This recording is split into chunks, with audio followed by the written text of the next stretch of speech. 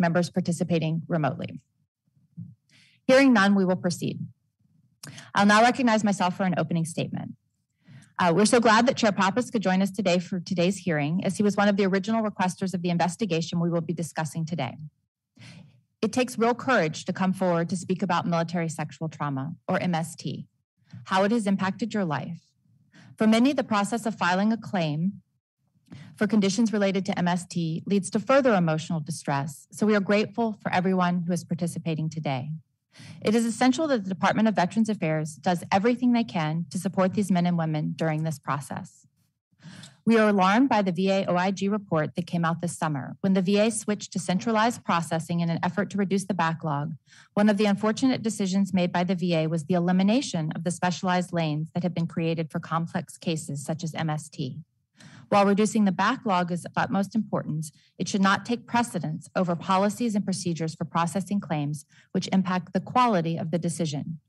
With all of the changes that have been made, one of the most important roles is the oversight of training, as the OIG report made painfully clear could use improvement. While we are glad to see a recognition of the need for specialization of cases like this, we are concerned the rapid shift to 5 regional offices specializing in MST, soon to be 1 regional office, will result in confusion among employees, lack of governance of training requirements, and potential burnout of employees due to sensitive nature of the material they are asked to review, as well as a lack of weight on cases that may take a longer time to review. We also want to make sure that these shifts, training to the 56 pairs of regional office VBA MST coordinators, is still being conducted. It is my hope that the VA will assure our subcommittees of the protections and policies they've put into place to ensure the incorrect processing rate of denials is declining rather than increasing. Additionally, with the more recent expansion of services for MST survivors, there is more education and coordination the VA could be doing to connect veterans who are filing MST claims with the services that they qualify for. The claims process is one of the first touch points many veterans have with the VA. This is a great opportunity to connect veterans with available services. This is one of the impetuses for this joint subcommittee hearing, to learn more about how VHA and VBA can collaborate to provide better access to benefits and services for MST survivors. On that note, I would like to recognize Ranking Member Nels for his opening remarks. Thank you, Chair Lurie, and everyone in the room that's here, the witnesses, the panel. I want to thank you for being here as well. And what we do know is in the fiscal year 2021, the VA processed over 25,000 claims related to military sexual trauma. And it takes a tremendous amount of courage for survivors of military sexual trauma to come forward and submit a claim for compensation. And it's important that the VA gets the decision right the first time, that they get the decision right the first time. Some veterans may feel discouraged if VA does not properly decide the claim. In other instances, the VA may not be able to grant the claim because of the evidence of record. Those veterans may be disheartened if VA letters are not sensitive to their experience. If MST survivors have a negative experience with VA, they may never ever walk through the VA doors again. And this may prevent them from accessing the care and benefits they need and focus on healing. And I'm deeply concerned that last August, the Office of Inspector General, or the IG, reported that an estimate 620 of the 1,100 claims, or 57%, of denied PTSD claims based on MST were incorrectly processed. If this sounds like deja vu, you're not alone. In August of 18, the IG determined that almost 50% of denied PTSD claims related to MST had claims processing errors. Although all of these cases may not have been improperly denied, VA was not handling MST claims, related claims, as carefully as it should be. These errors were a result of inadequate training, guidance, and quality controls. And during a hearing this subcommittee held in June of 2019, VA testified that it was implementing all of the IG's recommendations. However, 3 years after the first report, the IG found that the VA did not successfully execute them. IG attributed this failure to a lack of effective oversight of MST-related claims. And quite honestly, it's unacceptable. Our veterans deserve better. The VA must develop an effective plan to address IG's concerns and ensure this does not happen again. I've also heard concerns regarding the disability exam process for MST-based claims. And for an example, some VSOs believe the rating schedule and disability benefits questionnaire are outdated for conditions linked to MST. Some veterans question why certain conditions only include a physical exam, even if the condition have psychological causes. Moreover, a March 2021 GAO report found that MST-related claims were twice as likely to be returned for correction than other exam types. And for these reasons, I am introducing a bill that would require VA to partner with the National Academies to complete a comprehensive review of the MST disability claim process. The National Academies would determine whether VA's diagnostic criteria meets current medical standards. Examiners who conduct MST exams have the appropriate credentials and training. And disability exams account for conditions that have both physical and psychological causes. And alternative options for conducting more intimate physical exams exist if veterans do not feel comfortable or cannot complete such exams. The bill would also require the VA to report on any actions it plans to take to improve the MST disability exam process following the National Academy study. And lastly, I'm interested in discussing the coordination between the VBA and the VHA to care for these veterans. Veterans filing claim for MST may want additional emotional support throughout the process, understandably so. And the VHA provides excellent health care that assists many MST survivors on the path to healing. I would like to hear the witnesses' ideas for how VBA can better connect these veterans to mental health services through VHA and community partners such as the VSOs. And again, I want to thank everybody for being here today, and I yield back. Well, thank you, Ranking Member Nels, and thank you for your work and your attention to this important topic. And I would now like to recognize Chairwoman Brownlee of the Health Subcommittee for her opening remarks. Thank you, Madam Chair, and good morning to everyone. Before we get started, I'd like to just take a moment to recognize that we are holding this joint hearing titled Supporting Survivors to do just that, support survivors, men and women who served our country honorably and bravely. It's important to acknowledge that some of the topics surrounding military sexual trauma that we will discuss today are difficult and may be triggering for some. But let us also recognize the incredible strength of our nation's MST survivors. These difficult conversations are necessary in order to address programmatic weaknesses that must be resolved to improve our services to MST survivors. Our veterans fought for our country when they raised their right hand, and sadly for their lives when they were subjected to sexual trauma, a trauma that they did not sign up for, a trauma that they should never have experienced, to experience a blind eye and betrayal by our own United States military. Today, we will hear from both the Veterans Benefits Administration and the Veterans Health Administration, two organizations that play critical roles in ensuring MST survivors are heard, are made aware of the resources available to them, and to receive the treatment that they deserve.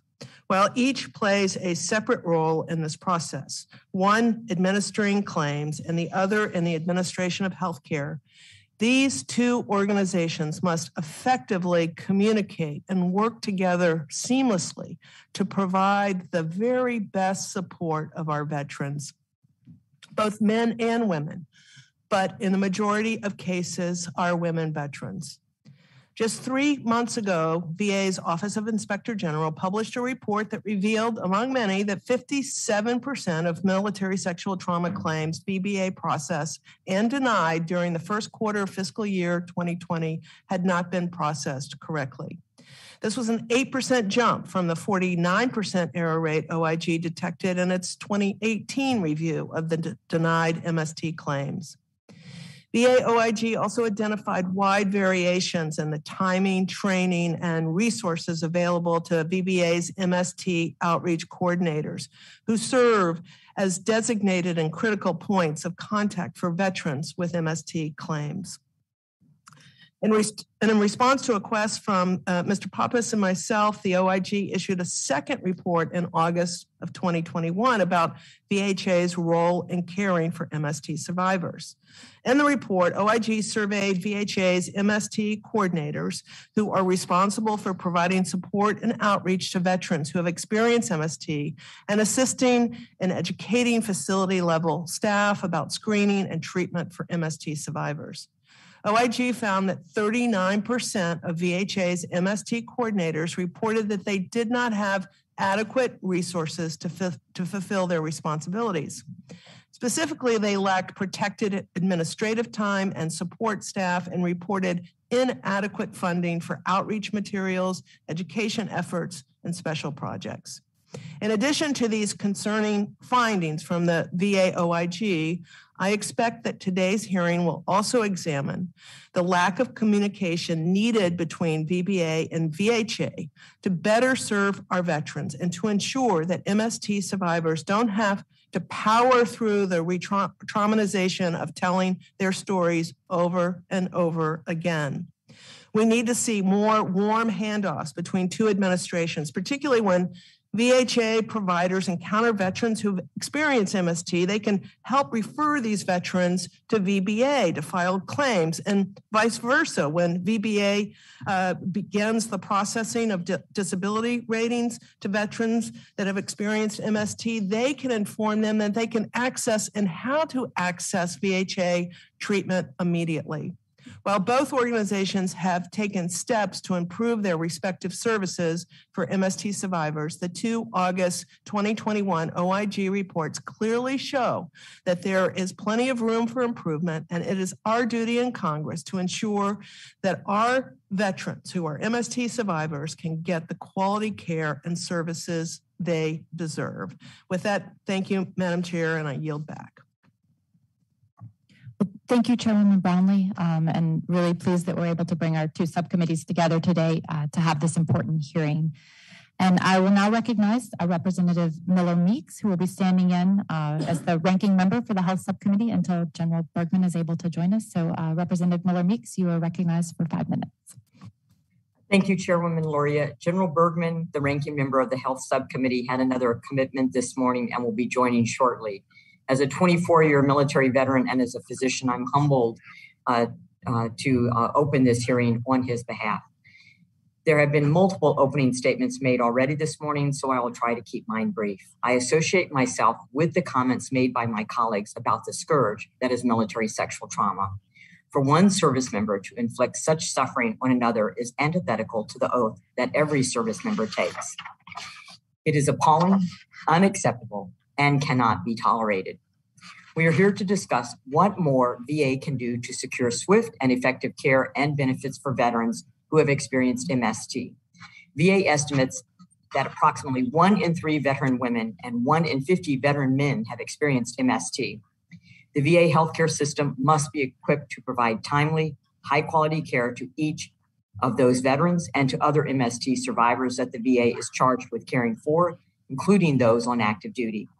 MST can have a devastating impact on an individual's physical and mental health.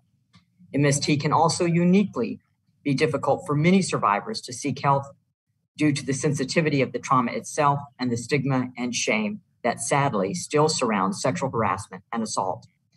VA should be a safe and welcoming space for survivors of MST and for all veterans. But all too often, VA medical facilities are anything but safe and welcoming. VA's own research indicates that approximately 1 in 4 women veterans are the recipients of inappropriate and or unwanted comments or behavior by male veterans on VA grounds. Like MST, that is also appalling, unacceptable, and cannot be tolerated.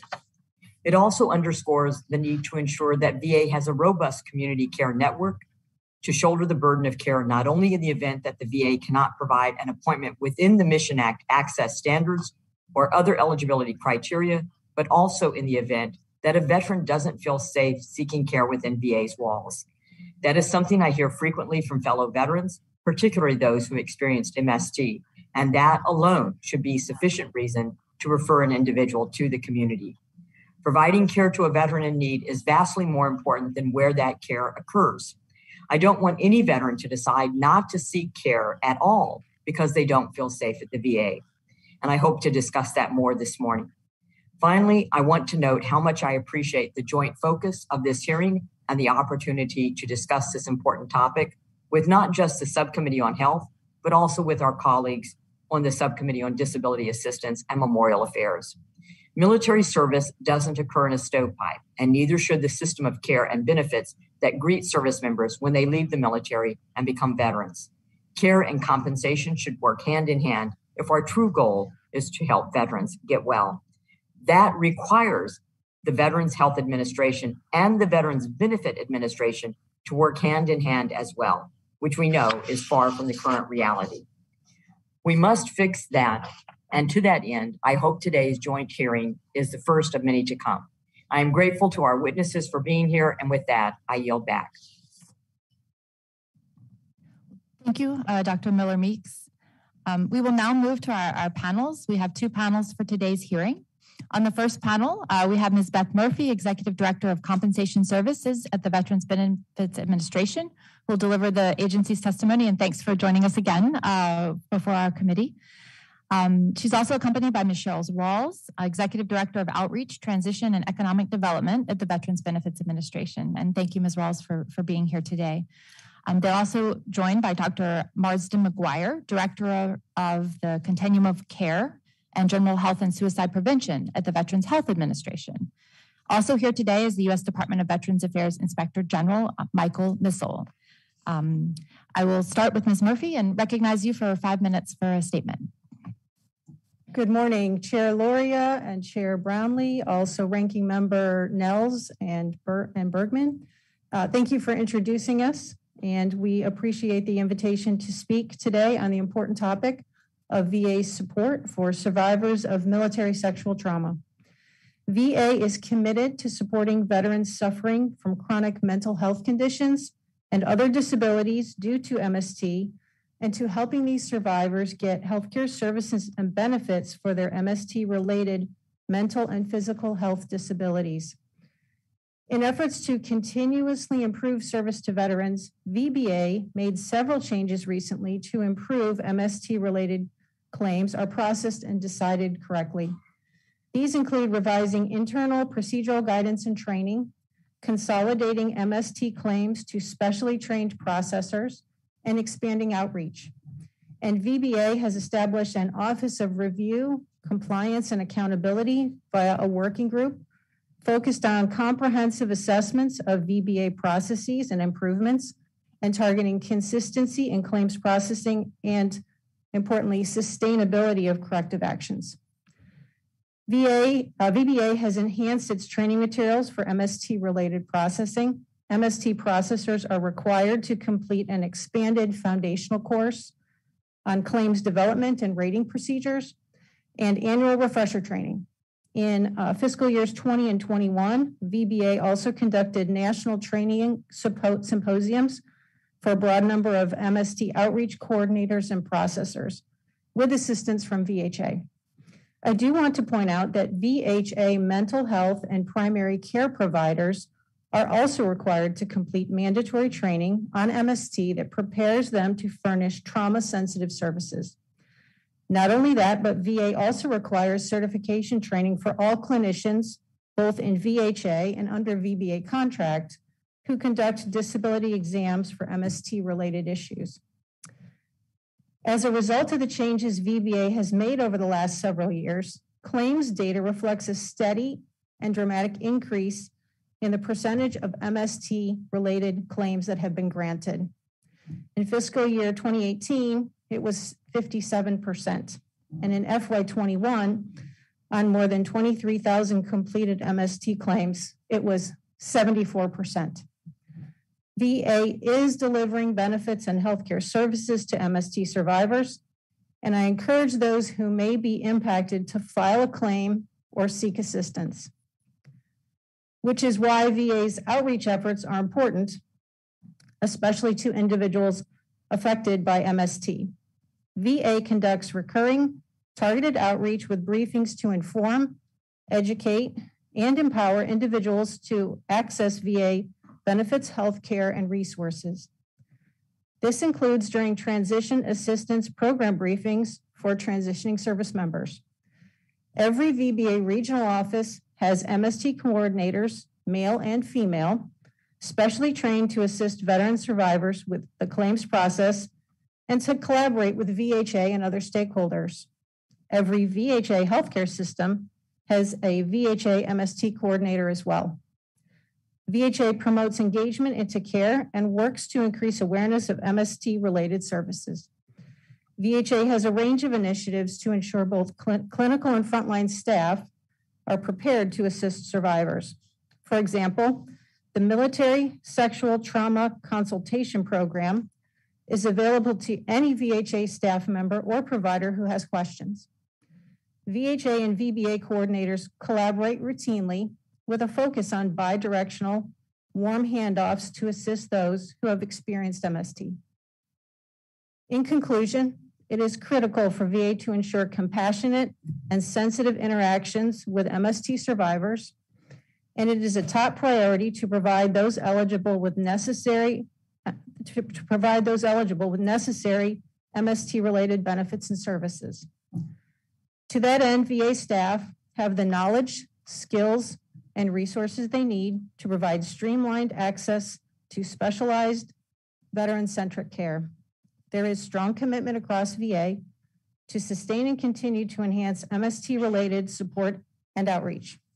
This concludes my testimony. My colleagues and I would be happy to address questions from members of the subcommittees. Thank you.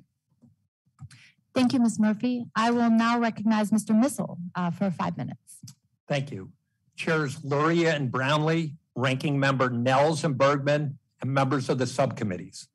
Thank you for holding this hearing and for the opportunity to discuss the OIG's benefits and healthcare oversight work related to military sexual trauma.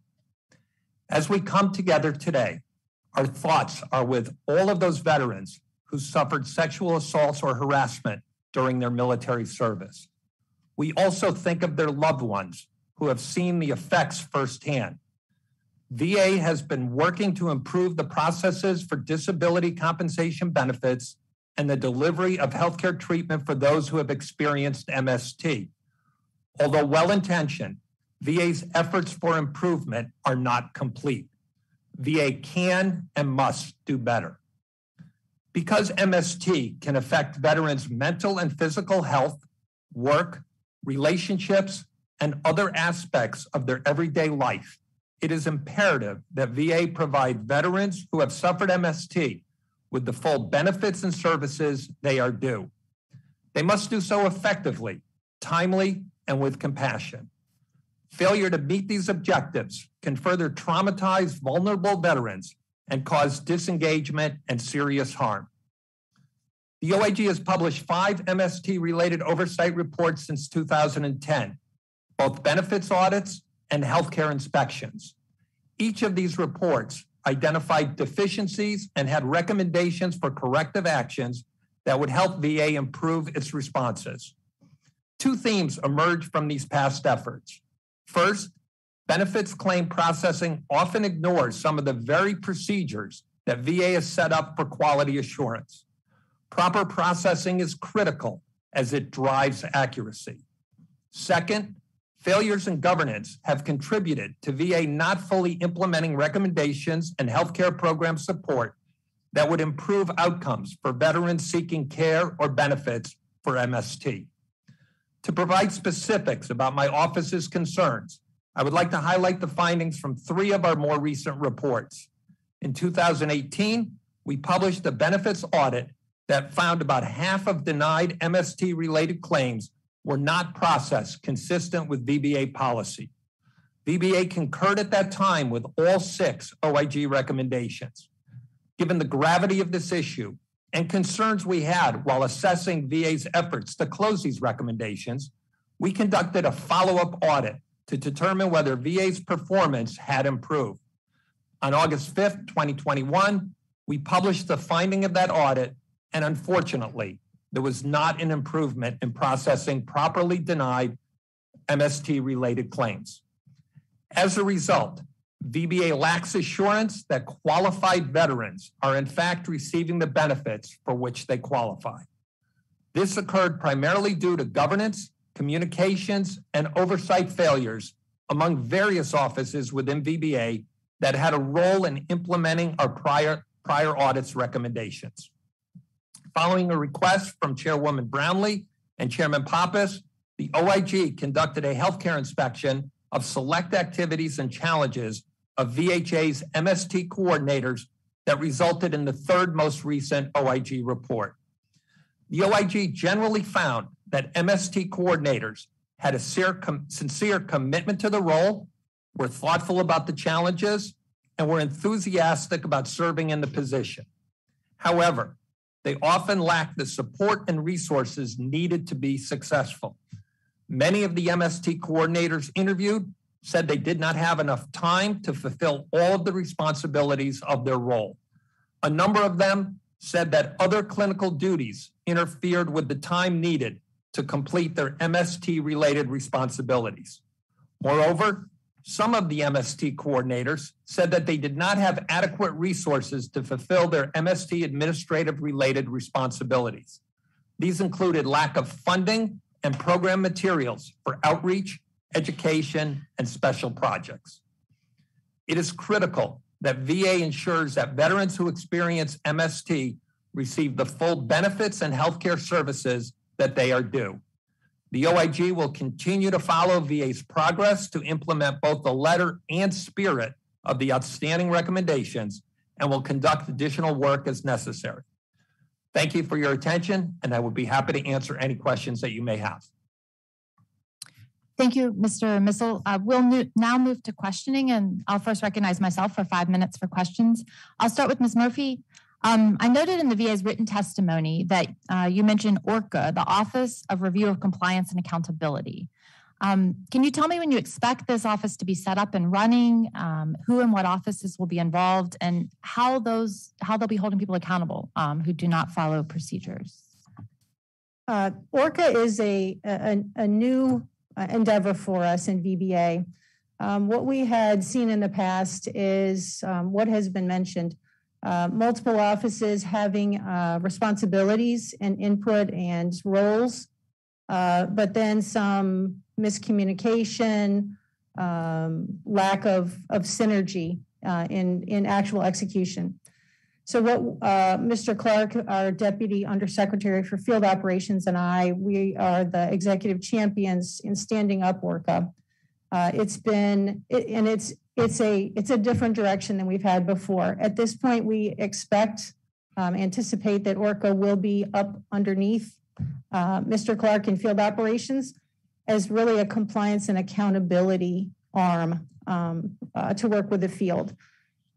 It's still a work in progress, maybe later this fiscal year, early next fiscal year, but there has been a working group with detailed employees, including an SCS senior executive overseeing it for several months now. Well, thank you. And my staff was recently briefed on a joint executive council oversight of VHA and VBA efforts to address sexual harassment and sexual assault. How does this differ or interface with ORCA, as well as the ad hoc working group mentioned in the response letter to the letter that I sent in March? So it seems like you have several groups working in parallel. How do they all fit together, and where do their different authorities lie?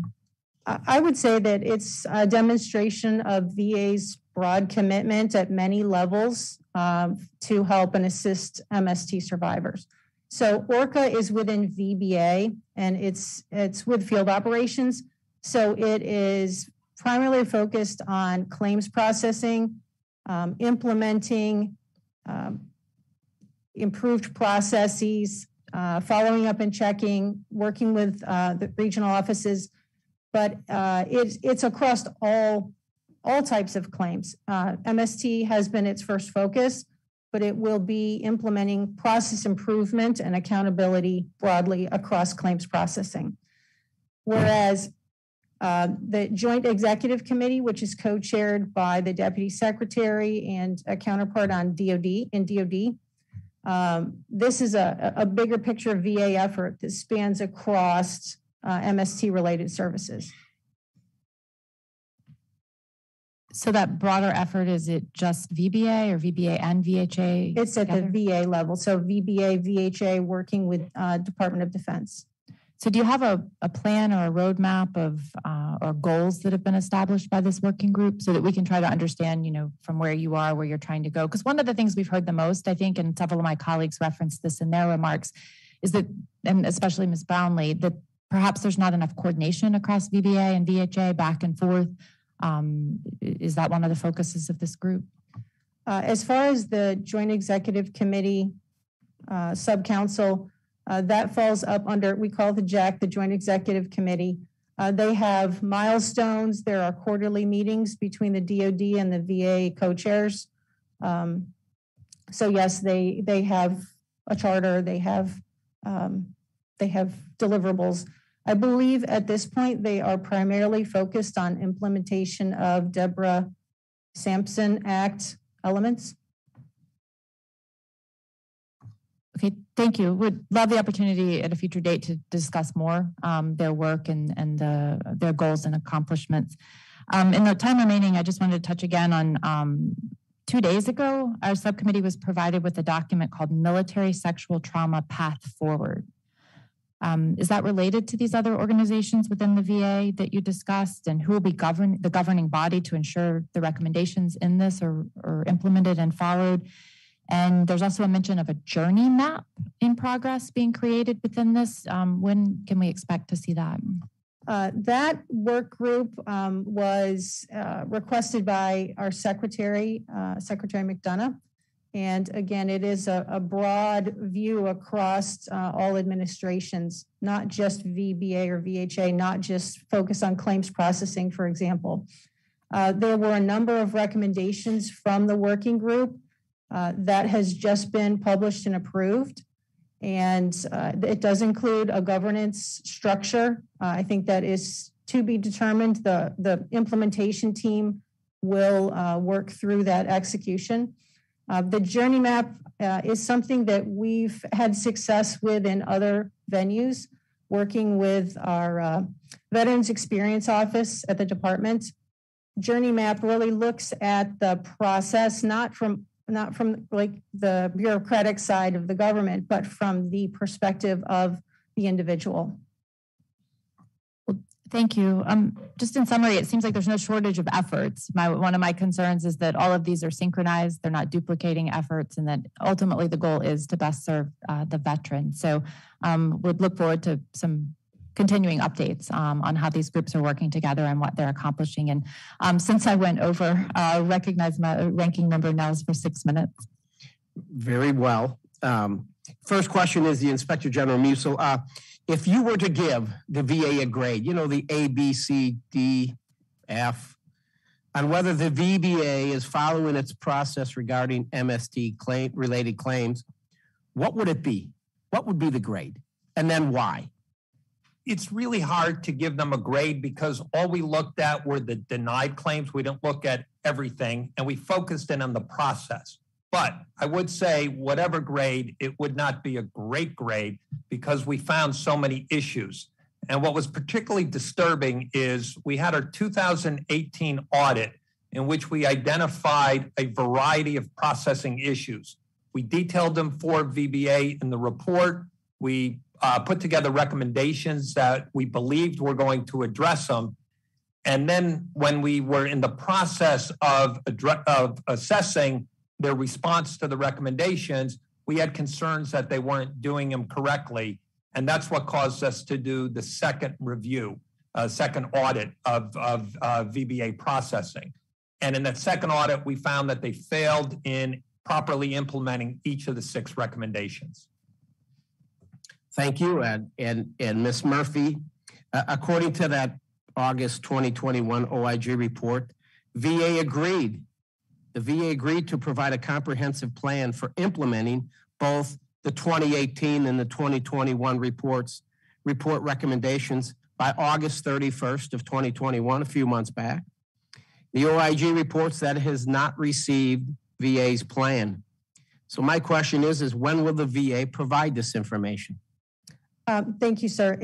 These are very important plans. You said earlier that we had not been handling as carefully as could be. Mr. Missel also said efforts were not complete. I think those are fair statements. We want to make sure that we get it right this time and dot all the I's, cross all the T's. I would say that we have demonstrated through our performance and the significant increase in our grant rate that we are doing the right things. We're heading in the right direction. But there have been instances where if, for example, a claims processor was supposed to upload a checklist to the veterans folder and that wasn't done, that's considered a procedural error. It doesn't mean that the claim was done incorrectly or there was a wrong outcome, but I agree there is room for areas to improve in execution and to tighten things up. Okay, so the real question is when will the VA provide this information? So Mr. Clark and I have looked at the initial drafts of those written plans, and we sent our folks back to the table to flesh them out additionally. I would say early next calendar year, we would target completing those plans. By the end of the first quarter, fair enough? I would say early in the second quarter. I'll hold you to that. Thank you, sir. I yield back now. Thank you, Ranking Member Nels. I'll now recognize Chairwoman Brownlee for 6 minutes. Thank you, Madam Chair. Mr. Missel, I think we know how important seamless communication is between VHA and VBA. I think that's established that we need to go there. I think my staff has just recently heard about this VA Joint Executive Council. Ms. Murphy, you just said they're really focusing on Deborah Sampson, which I'm very happy about as the author of Deborah Sampson. On the other hand, I'm disturbed because I would hope that the primary responsibility of the VA Joint Executive Council would be to ensure getting rid of silos and getting VHA and VBA really working seamlessly together. So I guess, Mr. Missel, my question to you is, have you heard about this? Is this new information to you with regards to the VA Joint Executive Council? This is relatively new information, and we have not had a chance to assess it or determine its potential effectiveness. Do you think if it is really truly designed about holding the two together, working together, focusing on MST survivors, seamless communication, that's a worthy thing to put together? Absolutely. There are a number of issues, and MST is one of them, that go across VA administrations. They could have benefits within VBA, they could get healthcare within VHA. And obviously, the more they communicate, the more they work seamlessly together, you would expect better results. Very good. And Mr. Missel, I also wanted to ask you too about the MST coordinators on the VHA side. I have heard many stories from MST coordinators at various medical centers across the country, and they all consistently say they just do not have enough administrative time. The only requirement is 20% at this point.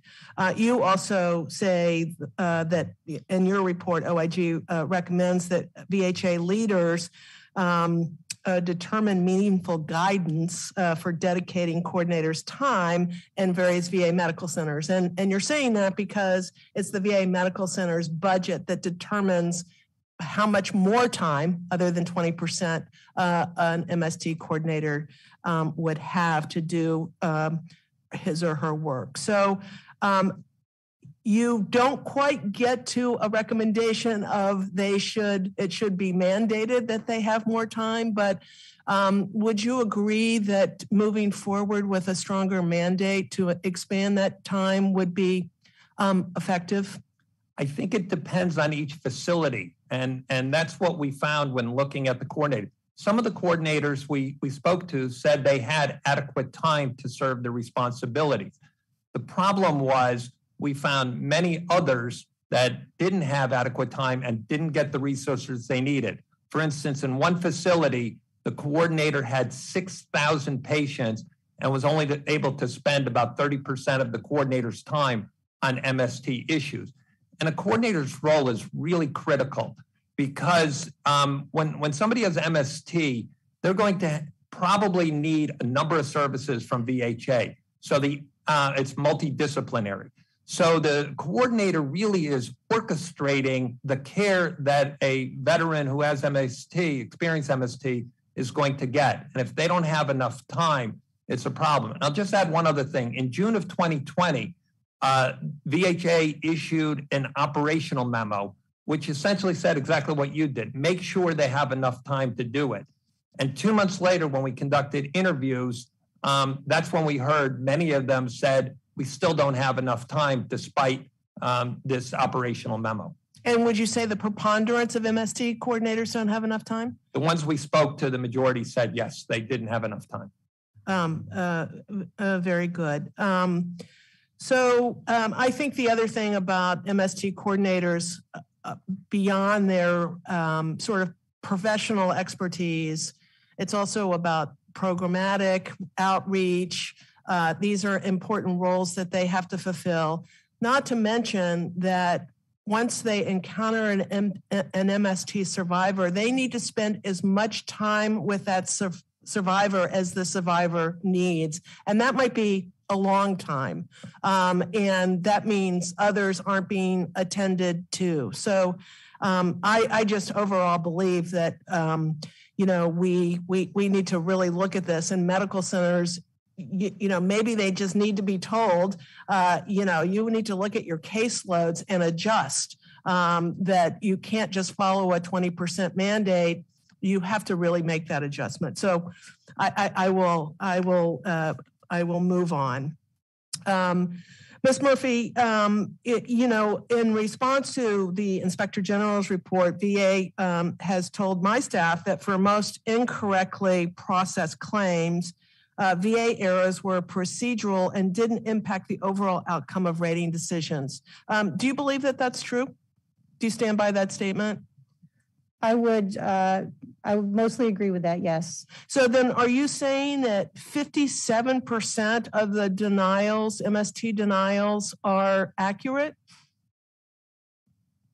I'm not. Well, the Oig report is saying that that 57% of VBA's denials for MST support were denied. So I'm just asking, are you saying that is what you believe to be an accurate record? Is 57% denials? We are saying that we acknowledge IG's findings that there were procedural steps maybe that were missed, procedural errors in a case, but we also look beyond that at the actual outcomes, which is the 16 percentage point increase just since the last IG report on the grant rate as an example.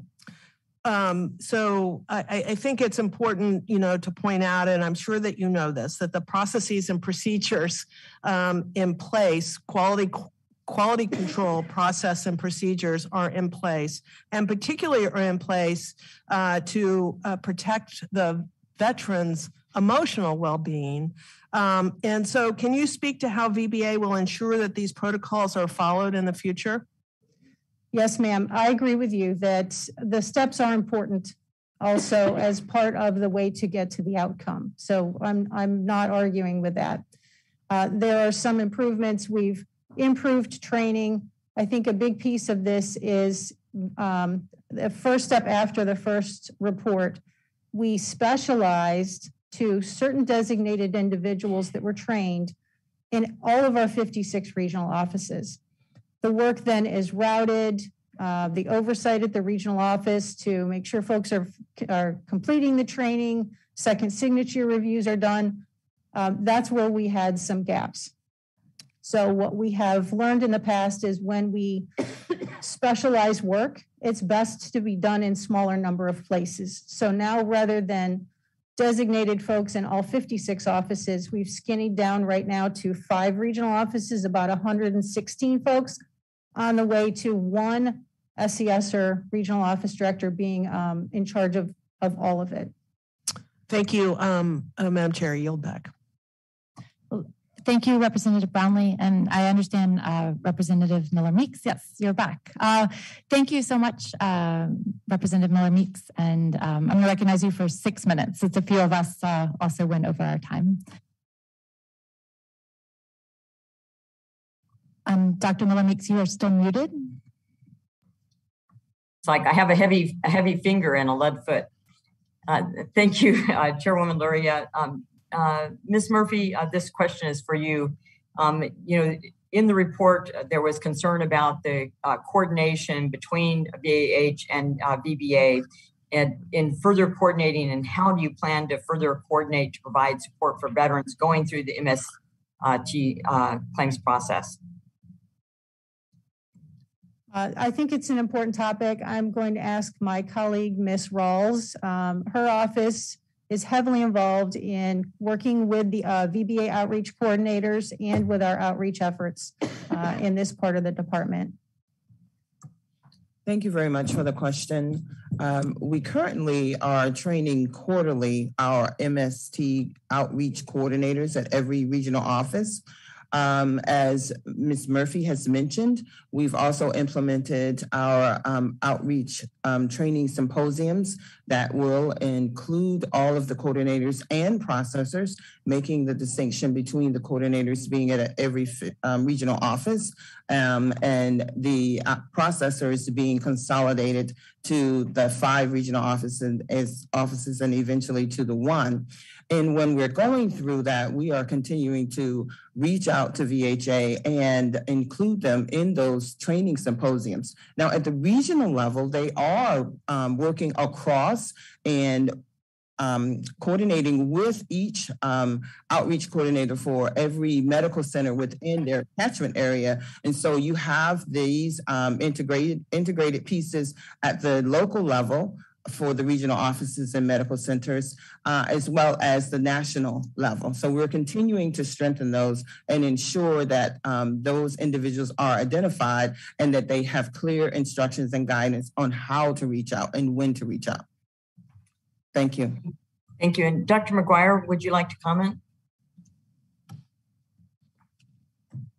Yes, I would agree with what Ms. Rawls has just stated. We do have an awareness both at the local and at the national level of the importance of integrating services. Most importantly, of course, in the individual case for each veteran seeking either a claim for MST or for medical services related to MST. So I concur with what she said. It's an active area where we want to improve.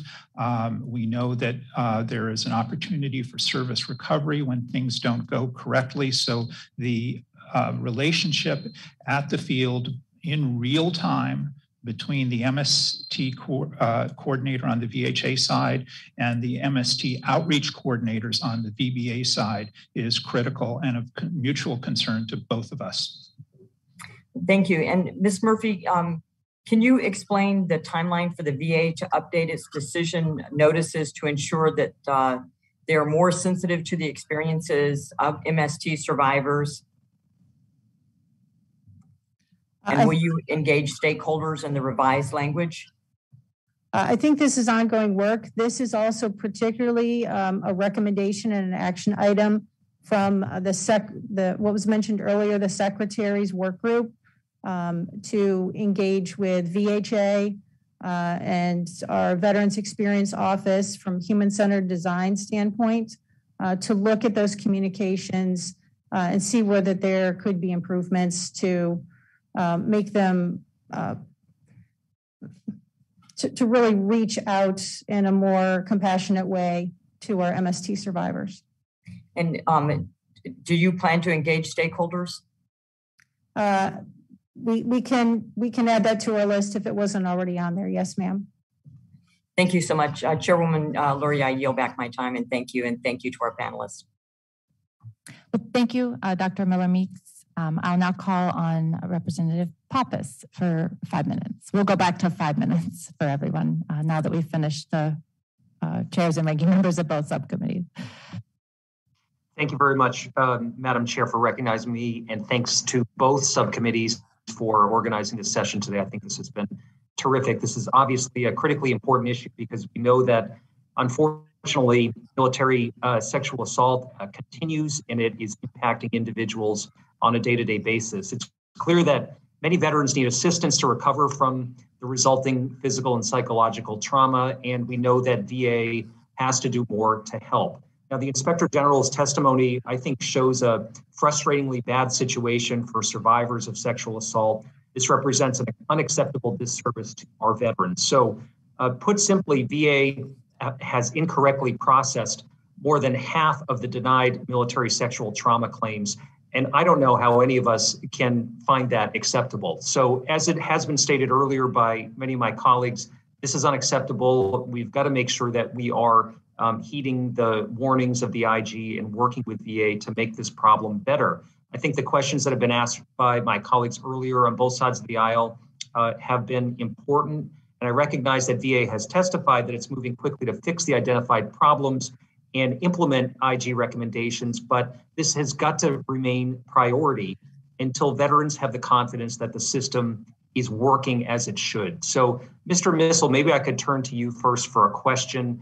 I know VBA has pointed out in their written testimony that the OIG findings focused on the importance of a quality process as opposed to only outcomes. And I'm wondering if you could speak to why OIG included a recommendation on the importance of VA conducting special focused quality improvement reviews of denied MST-related claims. Sure. The process that is engaged in to do these claims is just so critically important. These are very complicated claims. There's a lot of issues that have to be dealt with. There's a lot of information to gather. And so that's why, to make sure they get the process right, that is really going to impact the accuracy. And so whatever special reviews that can be done, they do that for other complex benefit issues. I think would be just very beneficial to do, and can only help not only the accuracy, but ensuring that the process is done as well. I appreciate that. And I want to turn now to the issue of the MST coordinators, which has been touched on by others here. When I wrote to the IG and requested the review, I was hoping that we would hear that the coordinators have the resources they need to ensure high quality support and care. It's an important role for survivors of MST, and one that requires that the coordinators have the time and support needed to do their jobs effectively. But we know that the IG findings show that 39% of the coordinators involved in the survey reported inadequate resources to fulfill their responsibilities. OIG also found that the coordinators face challenges due to high workload demands, insufficient support staff, and inadequate funding. These are major problems for the coordinators who are trying to provide the best support they can for veterans. So maybe I could turn to the VA and Ms. Murphy, if you'd like to respond. I understand that VA plans to address the problems described by OIG. You've said May of next year. How are you ensuring that the increases in resources, staff time, and the other needs that have been highlighted here are going to make the right impact? And how are you going to follow up with the individual coordinators to ensure that the solutions are sufficient ultimately to meet the needs of veterans? Thank you, sir. We, on the VBA, the benefits side, Ms. Rawls spoke earlier to some of the efforts, the coordination that happens between VBA and VHA. As far as VHA and its resourcing, I'll have to turn to my colleague, Dr. McGuire, to speak to that point.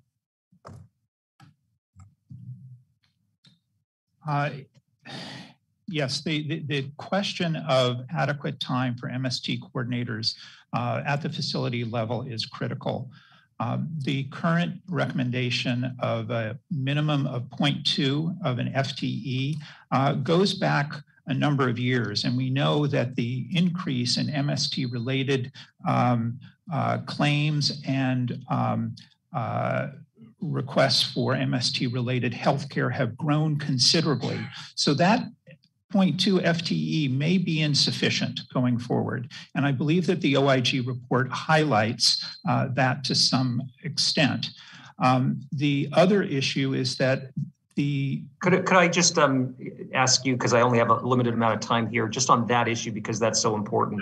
You said may be inadequate. Do you believe it is inadequate? Because we're talking about only 8 hours for these individuals to be focused on these duties of being an MST coordinator. Is that adequate, or do we need to revise that standard? As Mr. Missel said, it depends on the particular location and the number of MST-related services that are required there. Also, as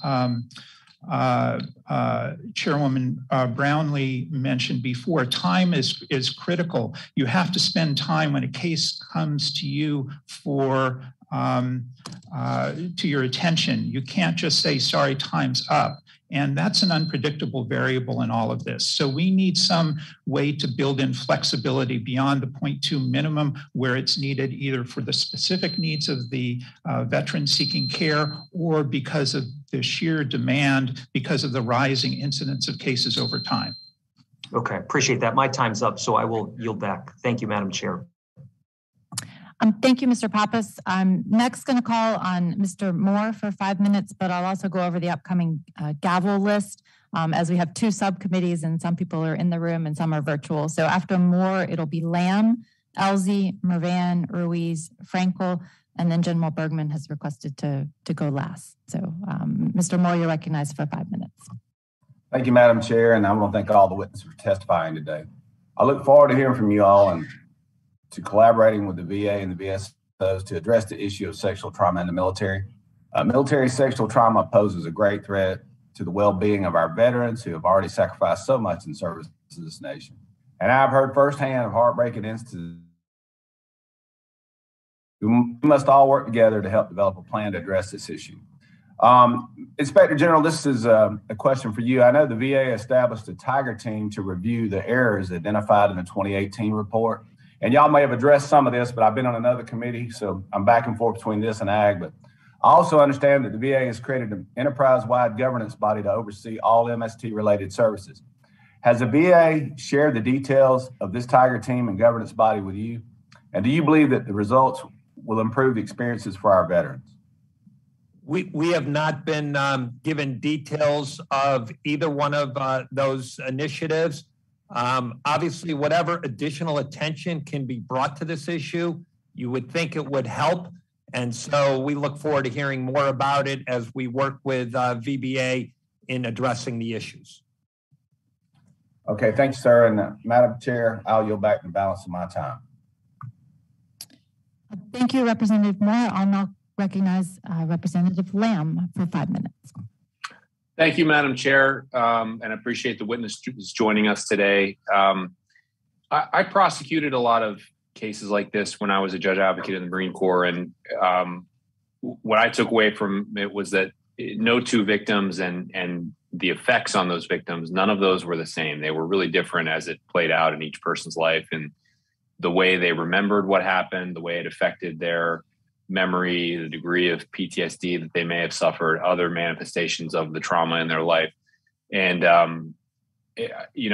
that experience for me makes me curious about and concerned about the training that our benefits personnel receive and how to recognize the lasting damage of what happens to someone who is a victim of MST. It's just not a very cookie cutter situation the way that a more traditional physical injury would be. And so I was just hoping that one of our witnesses from VBA could enlighten us a little bit about how you are providing training to the VBA personnel who handle these claims, what successes or failures or shortcomings you're having with it, and whether there's more we can do to try to deepen the understanding of the claims reviewers to try to smooth out this process a little bit. So this is Ms. Murphy. I'd be happy to answer that. After the 2018 IG report, we put together in my shop some national training for all of our claims, MST claims processors. It was a broad foundational, almost 4-hour training that was mandatory before anyone processed an MST case. Subsequent to that, we have continued to make enhancements, improvements, updates to that.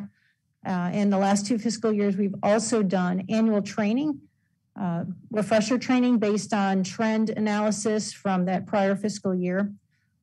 We are in the process this week, as we speak, we have embraced more expertise in the platforms that the training is delivered. It's more engaging. We have split up the training to specialize it more to the veteran service representative that does the development, the gathering of information, and the rating, the person that makes the rating decision. So the training has been further specialized.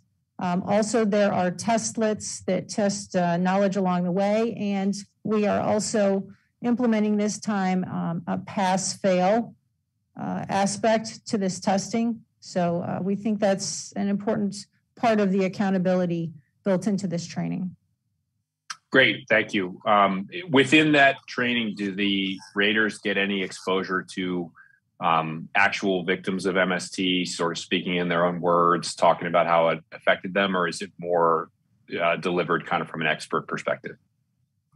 The training I spoke of does include scenarios, I would say, mock cases and scenarios, but that sort of real life experience training is what Ms. Rawls spoke to earlier, and that's been covered in our last 2 national training symposiums for the claims processors and the MST coordinators. So that's where they get perspectives from the actual real people, from VHA and from VBA. Thank you very much for what you're doing, and I hope as this goes along, if there are tools that we can help provide to make that program even stronger, we would love to do that. Madam Chair, I yield back. Well, thank you, Representative Lamb. I'll next recognize Mr. Mervan for 5 minutes. Hello, Ms. Murphy. One of my top concerns is that the VBA continues to re-traumatize MST survivors, in part because claims processors are not properly trained to deal with these cases. This must change. You noted in your testimony that due to re-traumatization concerns, VBA has ended the practice of obtaining additional information about MST claims via telephone. With this in mind, can you please describe other specific steps VBA has taken to adapt its claims processing procedures in order to avoid re-traumatization of MST survivors? It's an important question, and I think what we learned from listening to MST survivors themselves and even our own claims processors and outreach coordinators is that, as was said earlier, this is not a one-size-fits-all process across MST survivors. And the prior guidance that was in our procedures manual called for a phone call to be made to every single individual, even if we had everything necessary in the claims folder already to make a positive decision. So we took a step back, we looked at that, and we shifted position on that and said only if it's absolutely necessary to say there is potential re-traumatization in those phone calls. So only if absolutely necessary to get a piece of evidence or fill a gap will that phone call be made. Then I also understand that the compensation service overhauled the MST claims processing training in response to the OIG's 2018 report. However, the OIG most recent report found that 80% of MST claims denials, the claim was at least partially processed by a non-trained individual. I'm curious, how does VBA disseminate its MST claims processing training? And additionally, what accountability mechanisms are in place in order to ensure that staff completed this requirement? Yes, sir. I will say that in looking back, part of it has been a record-keeping challenge. We actually had over 1,400 claims processors take that training, but it's a matter of record keeping and making sure that all parts of the claim are done by only someone who has had that training. So as I mentioned earlier, we previously, our first step at specialization was to have individuals in all 56 regional offices to do this work. What we have learned is that presents some challenges to routing the work appropriately, making sure that that broad number of individuals is trained on a certain timeline.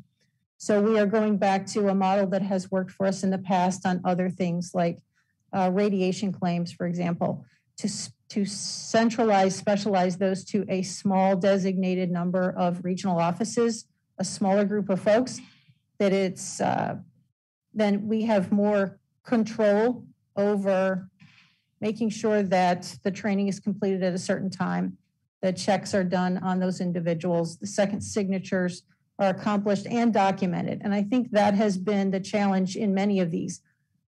I can't say, I won't say that some of these steps weren't done. We just weren't able to document them. Why? Some of it was systems problems. So for example, with the second signature reviews, they were accomplished by putting something on a SharePoint site, emailing a decision around to somebody else to get that second signature done. Those aren't efficient methods for our claims processors. They take time, they can be lost in the shuffle. So that, for example, we have, I think it's by the middle of this fiscal year, we have a scheduled system enhancement to facilitate some of those things. So system enhancements is part of it, improved processes, oversight, accountability, all important steps. Okay. And then finally, could you tell me what percentage of MST claims are handled by individuals who have completed the training requirement? So as of May 2021, we have centralized down to these 5 regional offices. And in speaking with our Deputy Undersecretary for Field Operations, Mr. Clark, he assures me that the training is completed before the work is routed to those individuals. And just finally, in my past experience, I managed a benefit scenario where case managers worked with clients on benefits. And when you mentioned to me that certain protocols were not followed based on getting second signatures, that is specifically tailored to training and availability and technologies that could correct that. Any way as a member of this committee, we can assist you in that, and the vitality of making sure those corrections are made so things don't fall through the cracks based on human error when it comes to MST is very important. So however we can assist you, I'd like to make sure you know that we're here for you. Thank you very much. With that, we're back. Thank you, Mr. Mervan. I now recognize Dr. Ruiz for 5 minutes. Thank you, Chair. As an emergency physician, I know the barriers that survivors of sexual assault often face to getting the help and support that they need. We are having this hearing today because the VA has long been one of the barriers for veteran survivors of sexual assault. We have heard in testimony today that survivors seeking care for a sexual trauma experience a VA process that is invasive and complex, with wait times for care lasting months or even years. This is simply unacceptable. The VA needs to ensure veterans suffering from sexual trauma work with specialized individuals, that they understand the process and receive the care they need in a timely manner. So during this hearing, we need to determine what the VA needs to get done and to take action. My first question, Mrs. Murphy, in the statement submitted for the record by the Paralyzed Veterans for America, they stated the need for specialized staff training to understand the impact of military sexual trauma on veterans with significant disabilities. What, if any, specialized training do you provide to your employees on the unique needs and experiences of veterans with significant disabilities who have experienced military sexual trauma? The training is key, and we have these broad foundational trainings, the 4-hour foundational training that we expanded a couple of years ago that we have just updated. It includes what I would say compassion training. That we've also just recently updated it to acknowledge online, like cyber harassment as part of personal trauma. And then as far as the national training symposiums, I think that's really when we are able to include real stories and experiences from actual MST survivors and the unique perspective from VHA. That's what really helps to round it out from a human perspective. Primarily in our procedures manual and in some of our training, it tends to be more of a step-by-step in the claims process. So this broader rounding out with the outreach and the coordinators from VHA, I think it really helps to bring it to the what we've said for many years. These claims folders represent real people, real lives, real struggles, and this helps. This sort of training and outreach. So, who receives this training? This training is for the actual claims processors that handle the claims, the actual veteran service representatives and rating veteran service representatives, and also the VBA outreach coordinators. And how about the healthcare personnel? Do they receive these trainings on how to be sensitive and aware of the experiences of those who have experienced military sexual trauma? Yes, sir, they do. One more category that I forgot to mention is we have phone agents at our contact center, and they have this training as well. And how often do they receive this training? As far so the claims. Is it just a one-time training and then you're done with it, or are they required to conduct this 4-hour training module once a year? So the foundational expanded 4-hour training is the initial training, and then there is annual refresher training. And then on top of that, we've had our annual symposiums. And are those annual symposiums mandatory, or are those by those who want to attend those symposiums? I would have to ask Ms. Rawls to comment on that. She's actually the host and driver of those symposiums. So, excellent question. Those trainings are required. The symposiums, we ensure that we do have all of the processors and the coordinators attending, as well as leadership. So we don't want to stop and just have those who are touching the claims. These symposiums are also open to the leadership.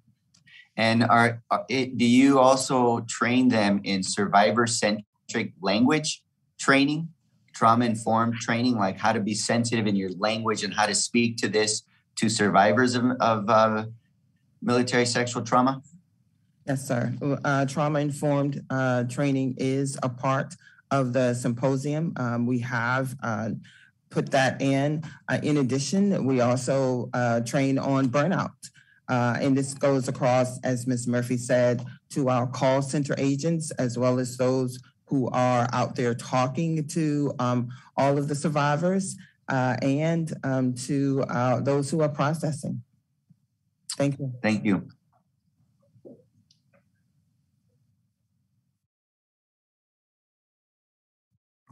Well, thank you, Dr. Ruiz. And next, I'll recognize General Bergman for 5 minutes. Thank you, Madam Chairwoman. As a former military commander with UCMJ authority, when you have to prosecute events that end up in long-term MST, it is literally a beginning to end approach that I've taken, as well as those Marines and sailors under my command. Number one, you stop it on the front end. But if it does happen, you deal with it in a direct manner. But especially always err on the side of doing everything you can for the victim. Pure and simple. So, Dr. McGuire, if a veteran who experiences MST does not feel safe at a VA medical facility, perhaps because that facility had high rates of sexual harassment, what mechanisms are in place to inform the veteran of their ability to seek care in the community under the Mission Act's best medical interest criteria? Specifically with regard to the ability to receive care in the community, that would be a job for the Mst Coordinator, who presumably would have been identified and connected with the veteran seeking MST-related care. And the Mst Coordinator's role is complex, but one of the major components of it is to address exactly this type of issue. Is the veteran able to be adequately served in the facility where the MST and the veteran are located or not? And if not— Okay, well, let me, how many MST survivors were provided care in the community last year, and how does the utilization rate compare to prior years? I do not know the answer to that. I'll have to take that. Are you in charge? I have a specific role within VHA overseeing the MST Who's in charge? Support team. In charge of knowing those numbers. How can we make good change? How can this committee provide you the resources necessary when we don't know outcomes? We don't have numbers. So how would we find that number? I'll take that as a due out and get that back to you shortly. We have a whole data arm of our National Program Office which can answer that question for you. Okay, well, let's move on to the next one then. I know that the VHA provides counseling, care, and other support related to MST to a broader group of individuals other than the enrolled veteran patients. Those other individuals include active duty service members, current and former members of the National Guard and Reserve, and individuals with other than honorable or admin discharges. Can you give me a clue as to how many of those individuals who are not enrolled veteran patients does VA provide MST-related services to each year? And has the demand for MST-related care among those groups risen at the same rates over the last decade or so as the enrolled patients? How does the VHA, and if you can't give me a number, that's okay. But how does the VHA track those patients so we can, again, to develop the understanding of who's getting care, where they're getting care, and how we can adjust resources to make sure that we continue to make it better and cover everybody? That's an excellent and very fair question. And I'll start by saying I don't have the exact numbers for you, but I can take that as a due out. With regard to the trends, let me put it that way, the whole effort on VA's side and VHA in particular has been to expand access for MST-related care by breaking down barriers to access, allowing groups that might not have been included for eligibility. I only have 40 seconds left. Yeah. I apologize for it. I mean, we can have a conversation at some future time and we can level of detail, but I want to use my last 30 seconds. Mr. Missel, in your opinion, does VHA and VBA, do they work together as they should to support veterans who have experienced MST or another need? What opportunities do you think exist to strengthen the relationship between these two VA entities on behalf of the veterans they serve? As I said, MST is an issue that goes across VBA and VHA. There certainly are plenty of opportunities, and it would benefit the veteran if they work together. We haven't seen very close consultation. Today, we're hearing that they're working on that and having a joint enterprise, which in theory should really help and be very beneficial. Okay, thank you. Madam Chair, you're back. Thank you, General Bergman, and thank all my colleagues for participating in this first panel and your valuable questions. And also thank you to our witnesses. I think the discussion and the questions today shows that this is a really important issue and there's a lot of work to still be done. So appreciate your responses, and we'll look forward to continuing to follow up on this topic. So that will conclude our first panel. We'll give a couple minutes for the panels to swap out at the witness table. And as we do that, I'll just announce the names of the people who'll be joining our next panel. So on our second panel, we'll be having Mr. Shane Learman. He is the Deputy National Legislative Director for the Disabled American Veterans. Ms. Christina Keenan is the Associate Director of the National Legislative Service of the Veterans of Foreign Wars. Ms. Tracy Farrell, who is the Vice President of Connection and Wellness of the Wounded Warrior Project, and Ms. Katie Anita Purswell, Director of Veterans Affairs and Rehabilitation Division of the American Legion. So I will let our next panel get situated at the table, and I believe that one of those witnesses will also be joining us virtually. So when you are ready, we will start with the next panel.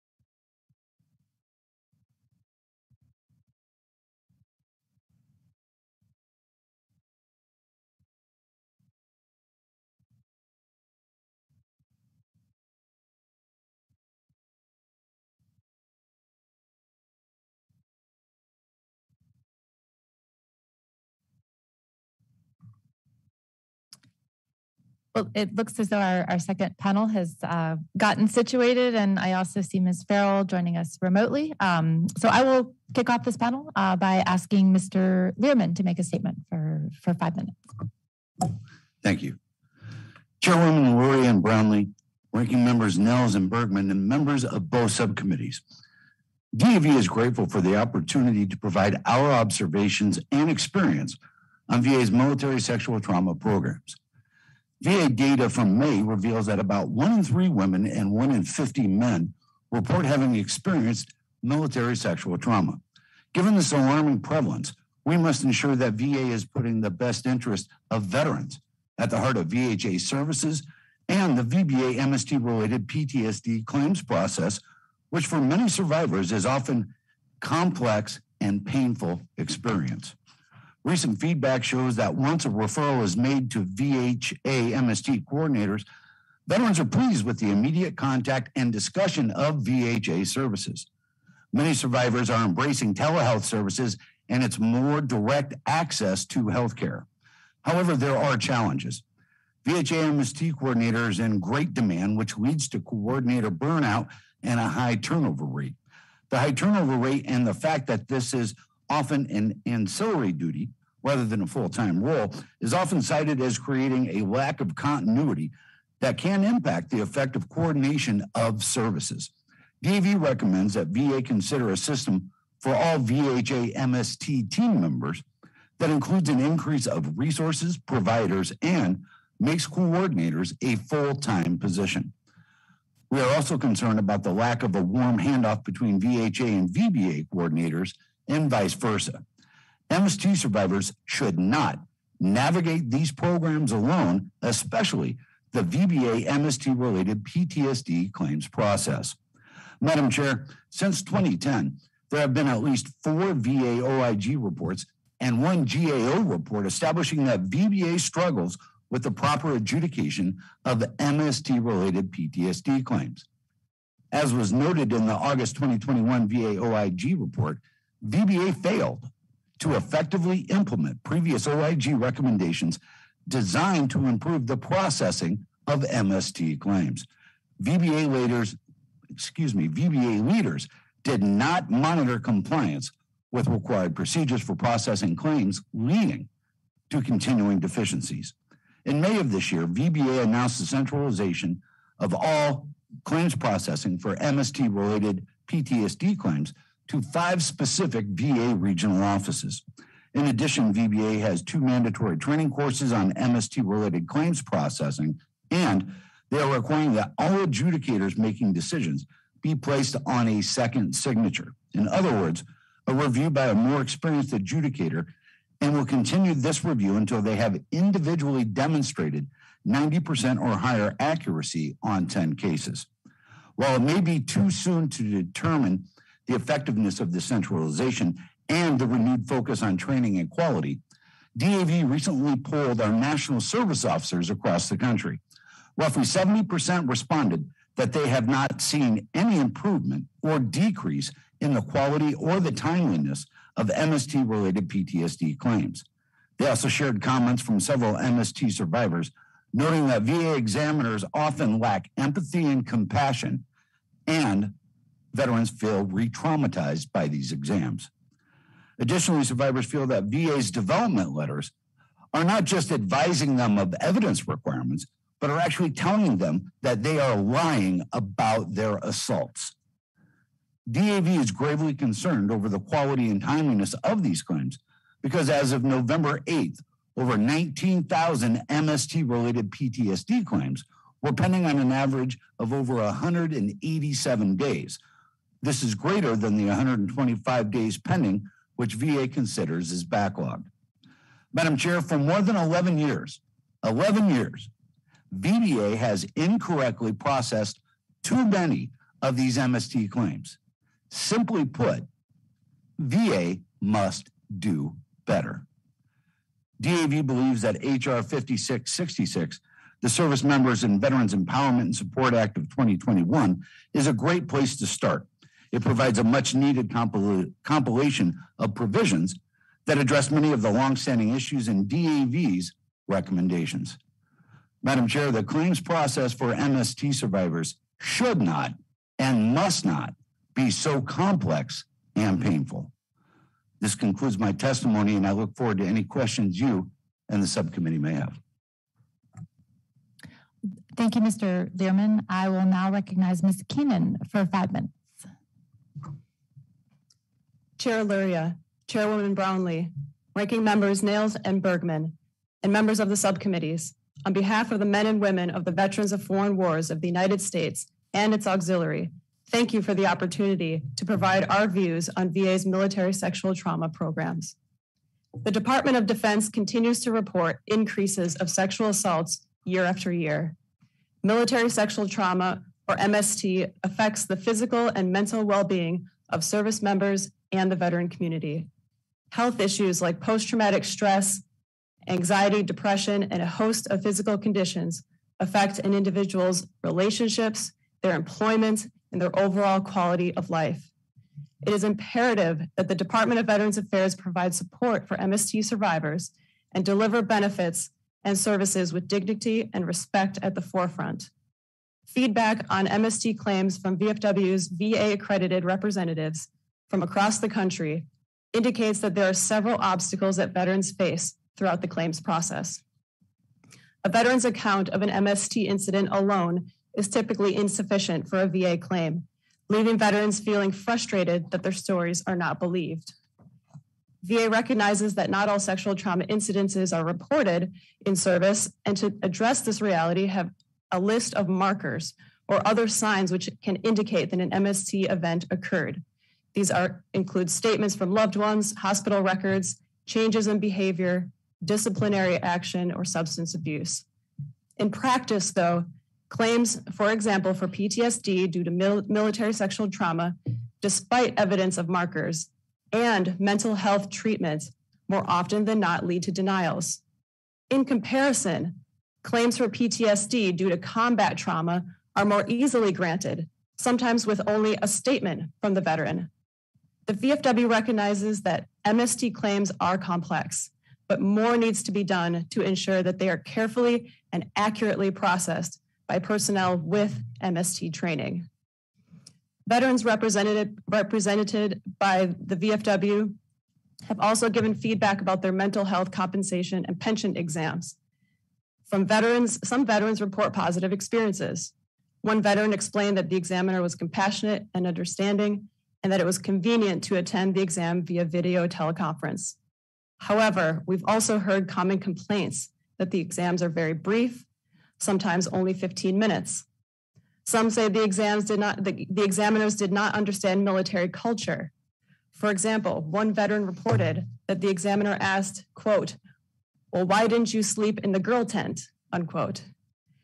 This is a telling sign of a lack of cultural awareness and an accusatory manner of questioning by the examiner. In addition, veterans report the contract examiner states that their mental health conditions were due to childhood trauma and not a result of their military sexual trauma. These issues have added to the emotional stress of veterans and create an overall adversarial environment within the claims process. The accurate processing of VA claims is critical to veterans receiving their disability benefits. The 2018 VA Office of Inspector General report, which detailed how VA incorrectly adjudicated half of the reviewed PTSD claims for MST, is incredibly troubling. What is worse is that the OIG's recommendations were not properly implemented, and when VA reviewed a portion of the previously denied claims, still 57% were not processed correctly, and 80% had not been reviewed by MST-trained personnel. This is completely unacceptable. In closing, the VFW implores VA to properly implement all of the OIG's recommendations to avoid a worsening situation and re-traumatization for MST survivors. OIG sample data indicates that VA incorrectly denies far too many MST claims. The VFW urges the VA to review previously denied claims for the purposes of re-adjudication, for the sake of the veterans for whom the process has failed. They have already suffered enough because of their trauma. Chair Luria, Chairwoman Brownlee, Ranking Members Nails and Bergman, this concludes my statement. I'm prepared to answer any questions you or the subcommittee members may have. Thank you. Thank you, Ms. Keenan. I will now recognize Ms. Farrell for 5 minutes. Ms. Farrell is joining us virtually. Chairwoman Luria and Brownlee, Ranking Members Nails and Bergman, and members of the Subcommittees on Health and Disability Assistance and Memorial Affairs. It is my honor to appear before you today and to explore the VA's benefits, care, and services to support survivors of military sexual trauma. As a 22-year Army veteran, Vice President of Connection and Wellness at Wounded Warrior Project, and as a member of the VA's Working Group on Sexual Harassment and Assault Prevention, I share your concern over the impact that sexual trauma has had on our nation's veterans, as well as your commitment to caring for survivors. In my written testimony, you can learn more about how Wounded Warrior Project is supporting MST survivors through our programs, as well as our recommendations for improving the benefits and care they have earned through the VA. Now, however, I'd like to focus my remarks on a few key insights. First, it is clear that we can do more to ensure greater consistency, accuracy, and quality of the Veterans Benefits Administration's claims process. Just a few months ago, VA's Inspector General reported that more than half of denied claims related to MST contained processing errors that may have triggered premature denials. The impacts of these denials is far beyond financial. They can create mistrust in the VA system, exacerbate mental health conditions, or bar MST survivors from the full spectrum of VA care and support. We strongly recommend increased, more consistent training for VBA employees and contracted examiners. We believe effective training combines cultural competency in recognizing markers of MST with compassionate, trauma-informed communication.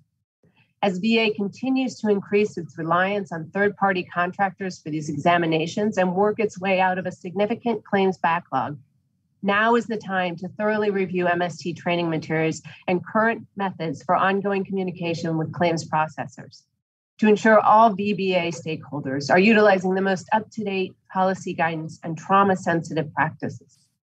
In addition, Wounded Warrior Project is advocating for integration of more mental health support into the benefits system. When submitting an MST-related disability claim, survivors are required to share the details of their traumatic experiences, often time and time again throughout the process. This, combined with what may be invasive medical exams and evidence gathering, can put some survivors at risk for re-traumatization. VBA should anticipate these challenges and build in processes and resources to support MST survivors during stressful moments, like compensation and pension exams and appeals hearings. We recommend VBA increases collaboration with VHA's mental health services, and when possible, conduct personalized outreach to veterans who submit MST-related claims to ensure survivors are educated and connected to the support resources. Thanks to the work of Congress, MST survivors are already eligible for robust mental health care, regardless of the status of their disability claims. However, more can be done to increase access to care and foster a more inclusive, comfortable environment for veterans coping with sexual trauma. We can start by focusing on where care is delivered. Owing to the nature of their trauma, some MST survivors are reluctant to seek VA medical facilities for fear of harassment or general discomfort in male-dominated, veteran-centric spaces. For women MST survivors, we encourage the expansion of women's health clinics into VA medical centers. Where they are available, these clinics offer more appropriate, safe, and welcoming atmospheres for women veterans. We also recognize telehealth as a valuable alternative. The ability to receive care at home can remove anxieties around VA facilities altogether. We believe that throughout the pandemic, VA proved itself to be a leader in telehealth, and we strongly encourage continued investment in the infrastructure to support its delivery, as well as research to identify the most effective treatment approaches and target populations. Lastly, I'd like to highlight the Warrior Care Network, an intensive outpatient treatment program that Wounded Warrior Project offers in collaboration with our academic medical centers. Warrior Care Network facilitates programming specific to MST survivors, addressing the unique challenges associated with sexual trauma and enabling survivors to make genuine, lasting progress in their mental health journeys. You can read more about the intensive outpatient treatment in my written statement, but for now, let me leave you with this.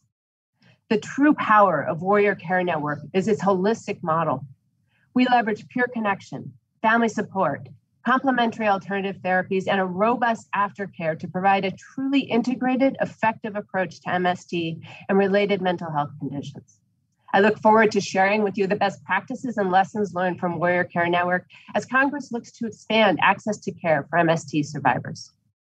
Once again, thank you for the opportunity to offer Wounded Warrior Project's perspective to this important discussion. I look forward to your questions. Thank you, Ms. Farrell. I will now recognize Ms. Burswell for 5 minutes. Good morning. Chairwoman Loria, Chairwoman Brownlee, Ranking Member Nels, and Ranking Member Bergman, distinguished members of the House of Representatives Subcommittee on Disability Assistance and Memorial Affairs and Health. On behalf of National Commander Paul E. Dillard and our nearly 2 million dues-paying members, thank you for the opportunity to discuss supporting survivors of military sexual trauma. I would like to start by acknowledging that military sexual trauma is something that no service member should ever have to worry about. We are trained and conditioned to trust the people to our left and right. We would take a life for them or gladly lay down ours. These people are our family. So why do we sometimes turn away and victim blame when somebody in our family is sexually assaulted? It happens all the time. Women are asked what they did to encourage the assault, and men are asked why they didn't fight to stop it from happening in the first place.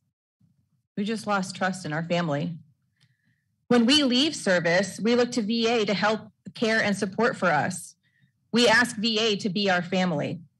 This starts with the claims process. Unfortunately, for those who are trying to file an MST claim, they must first declare that they have PTSD from the event, which in and of itself can cause a veteran to lose trust and turn away. If you didn't know, MST does not have its own disability questionnaire that falls under PTSD as a stressor, not its own rateable condition. Veterans should not have to minimize their experiences by placing it under the subheading stressor on a PTSD DBQ. VA OIG reports there's a systematic problem with a lack of oversight in regards to the processing of military sexual trauma claims. VBA concurs that oversight is an issue in their written statements to the report. We need a solution. One way to accomplish comprehensive oversight in this area is to create a standalone office for MST. This office would have a staff who is expertly trained to VA standards in MST injury and claims. There should also be an MST-specific DBQ. While mental health issues are often diagnosed after sexual assault, there are other diagnoses that fall under MST to include physical injury, pregnancy, and infertility. Instead of assessing the physical injuries separately from PTSD, all secondary medical diagnoses should be considered a part of the overall MST claim. By grouping all comorbidities that occur during MST as one, the veteran is likely to have a more cohesive claim to file and will also likely earn a higher rating rather than if all secondary injuries are rated separately. An office for MST would reduce the number of errors for MST claims by making everyone involved an expert. The focus is now on the claim and the care for someone with this specific trauma. It is no longer seen as something that caused PTSD, but rather its own multifaceted diagnosis, which has complex needs far beyond psychological care. I want to conclude by saying thank you for holding this hearing today. It is so important to the American Legion that our members that something be done to rectify the oversight issues in the VA system that they have in processing claims of MST. Our recommendation to create a standalone office of MST will provide the best results by allowing VBA and VHA staff to focus specifically on MST-related claims and care. I know we've all heard this several times today, but it bears repeating. 1 in 3 military service women and 1 in 50 military service men are sexually assaulted while they're in service. 57% of those claims that were filed were improperly denied. We are overdue for an intervention. I look forward to answering any questions you have. Thank you, Ms. Percival, and to all of our witnesses in this panel for your statements. And we'll now move into questions. I'll recognize myself first for 5 minutes. I wrote down a couple quotes from some of the statements you made. The first one, veterans are frustrated. Next, an adversarial climate in the claims process.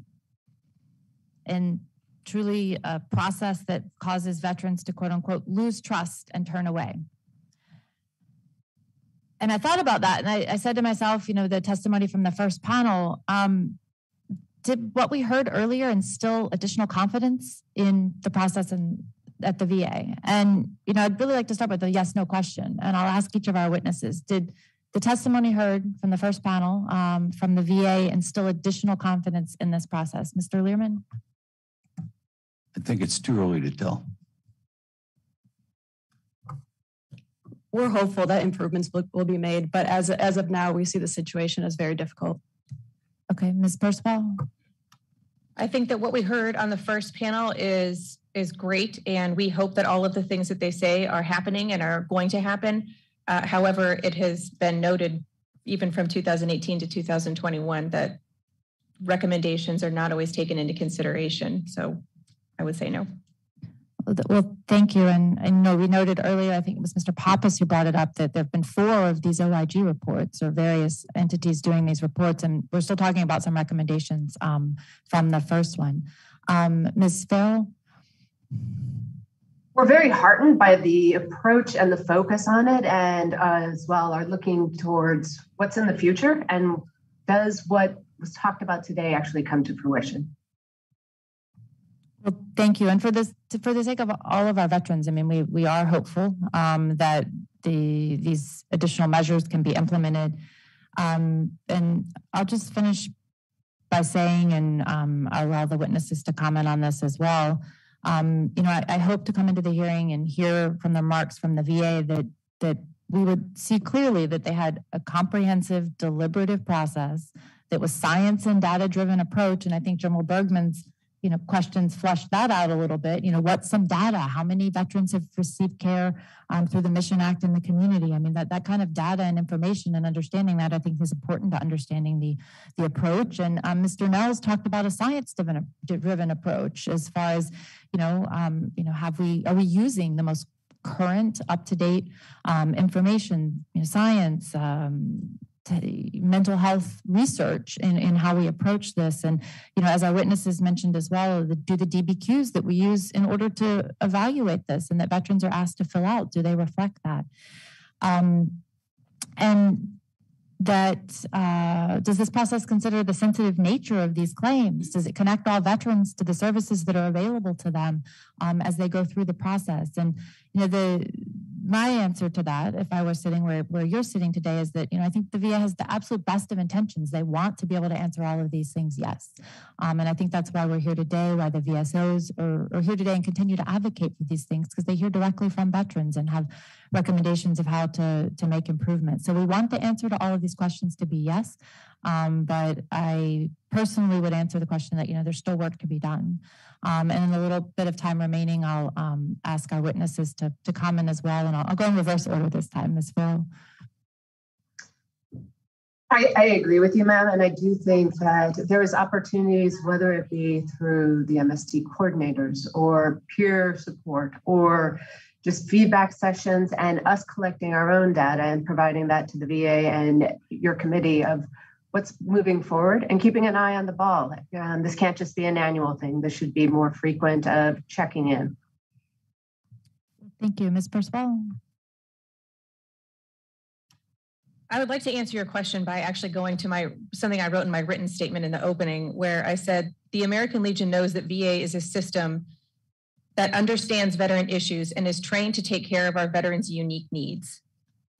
I truly believe that. I receive all of my care at VA. When I did my PTSD C&P exam, it was with someone in the community. Sexual assault was something that was brought up within that, but that person that was in the community was totally void of emotion or empathy for what was happening. There just needs to be clear oversight, clear training. Everybody gets the same thing. It all needs to be coming from the same place. One head office that will provide all of the things that need to get done, including keeping records of who's received training and how often. Well, thank you. And also thank you for sharing your personal insight with the VA. Ms. Keenan? We just want to reiterate the importance of training. Just really can't stress enough that raters need to be trained on MST, that examiners need to be trained on MST and cultural competency. Better oversight, better governance, and feedback from veterans can all collectively improve this process. And we're hopeful that things will improve. Well, thank you. And Mr. Learman? Thank you. We really want VA to get good at this. Absolutely. We want them to improve the programs. For over 20 some odd years, I've been personally representing veterans in this process for DAV. And unfortunately, time and time again, we're seeing denials based on improper process and procedures, where the veteran then has to go to the Board of Veterans Appeals and sometimes spend years to eventually get their case granted. So while we are hopeful, the realist in me says, prove it. It's been 20 some odd years. I need to see it done, and our veterans need a better process now. Well, thank you all. And I will now recognize Ranking Member Nels for 6 minutes, because I went over again. I thought it was really important to hear from all four witnesses. Madam Chairwoman, thank you. You're doing a wonderful job.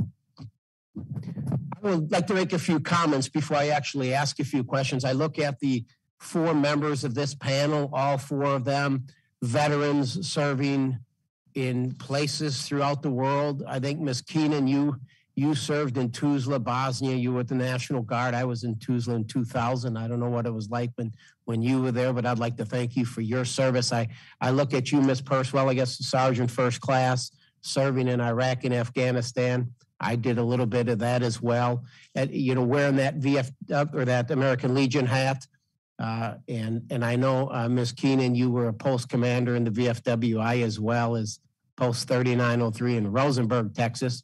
Of course, you got the good old Marine sitting next to you, Shane. Thank you for your service as well. And then I think about when I look at Ms. Farrell on the Zoom, your service, you're probably with the 25th in Schofield Barracks, but thank you for your service to our great country as well. And what we have here is we have just wonderful Americans. We have people here that are concerned about veterans issues, and they go out there and they demonstrate it each and every day. We have great members on this panel, this committee, that I know they're going to be asking you questions, but I have two. Questions. Ms. Purswell, please expand on the inequities that exist between the way VA handles male and female MST-related claims. Thank you for the question, Ranking Member. The inequities between men and women when they go to the VA to file a military sexual trauma claim falls back to what I said in my opening statement, where men are most often asked why they didn't stop it from happening in the first place. To answer your question, I'm actually going to talk about a service member male service member that was sexually assaulted that I spoke with before this hearing today. He filed his MST claim with VA after he had tried to report his MST while he was in service. While he was in service, he was not believed. He went to court, was denied, went back to court a couple years later when more sexual assaults had happened from the same individual, and was finally granted that the assaulter was put into prison. When he got to VA, he had to go through all of this again and prove all of this again in order to get his MST claim filed. I don't believe that a woman would have to do that. If a woman was sexually assaulted, had reported it, had gone through all of the processes to go to court and everything, that claim would have been approved. For men, it is much more difficult. And a lot of the comments that I heard about this case specifically was that you're a man. If you were a real man, if you were a real hero, you would have stopped it from happening in the first place. So, thank you. So what suggestions do you have for improving the experience of male veterans who seek that MST-related benefits from the VA? I think we're already moving in the right direction. I think that VA is doing a good job of trying to keep everything equal when veterans get to file claims. But I think it's really going to, again, come down to having that oversight from the top, the training from the top, and making sure that everybody is trained exactly the same way, has exactly the same compassionate training, empathy training, and medical training for physical injuries. And gender is just taken out of the equation. It shouldn't matter at all if it's a man or a woman. Thank you. And my last question, Mr. Lehrman, how can VA improve veteran satisfaction with both VHA and contract disability exams related to MST? Thank you very much. I think a lot of it comes down to compassion and empathy as far as these examiners go in providing that in context to make sure that they understand what the veteran is telling them. To have a mental health provider tell you that your sexual assault didn't matter, to have examiner to tell you you're overreacting and you should just move on with yourself, is difficult for anybody who has to go through the process. More training, more oversight, and just making sure they understand from the veteran's point of view. Empathy, sometimes we forget about while we're doing a CMP exam and checking a box that we're required to by VBA. I think there needs to be the reminder of this is another person who has experienced significant trauma. They understand you're not going to treat them, but at least treat them with kindness. I'd like to thank the panel. Thank you for your service and your commitment to veterans. And Madam Chair, I yield back. Well, thank you. I'll now recognize Chairwoman Brownlee for 6 minutes. Thank you, Madam Chair, and I apologize. I'm in another hearing and we had 6 recorded votes, so I had to leave for a minute, but I'm glad to be back.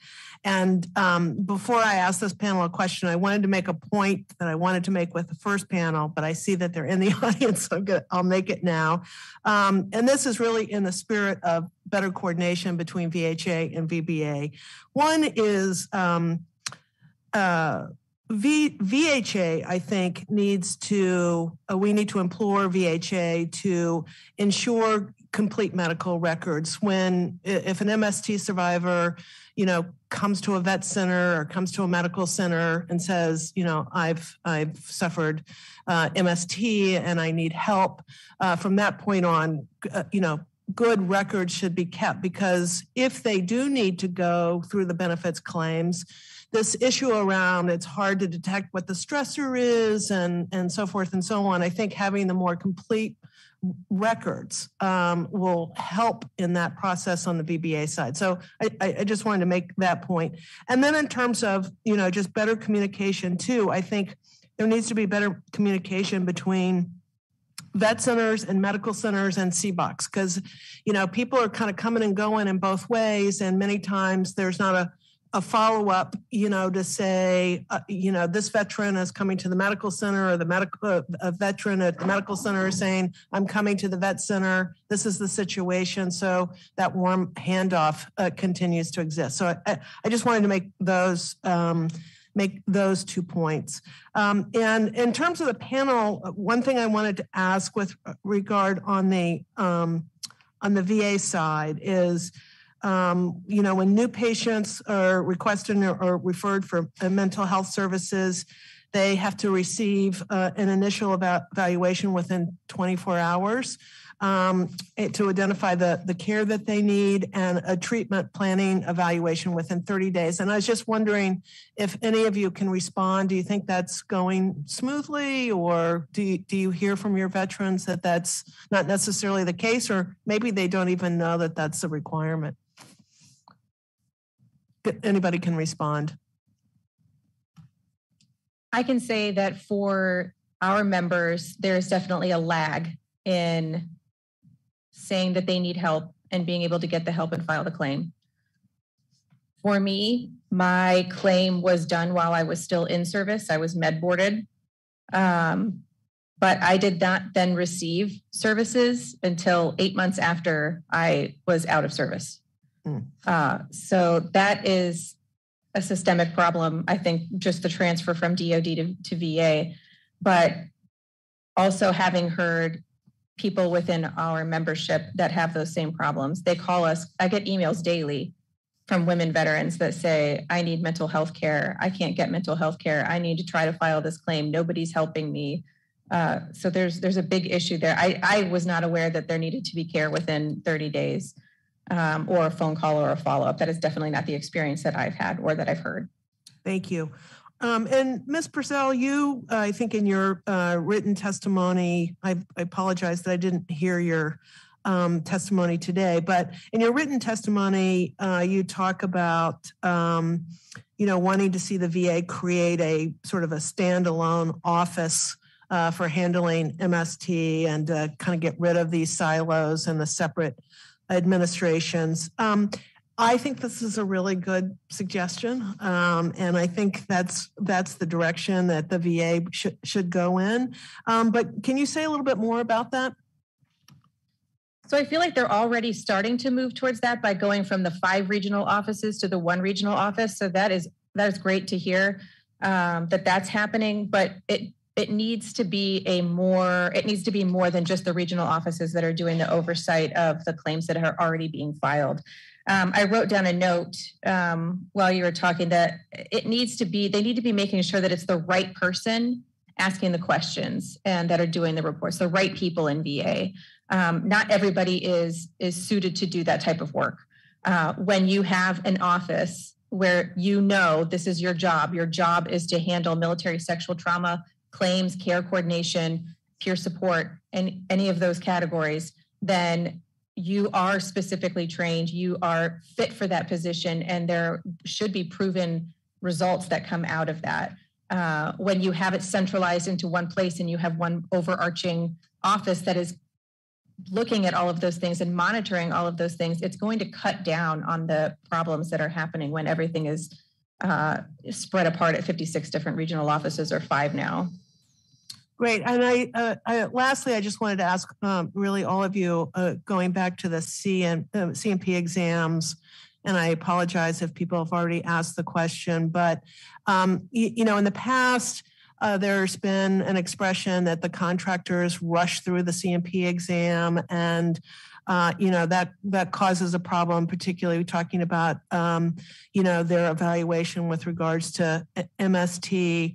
And I've heard others say in their testimony that it's not so bad anymore. So I just kind of wanted to get a sense from all of you about, do you feel like these contractors are fully trained, up to speed, and are doing veterans right by their examinations?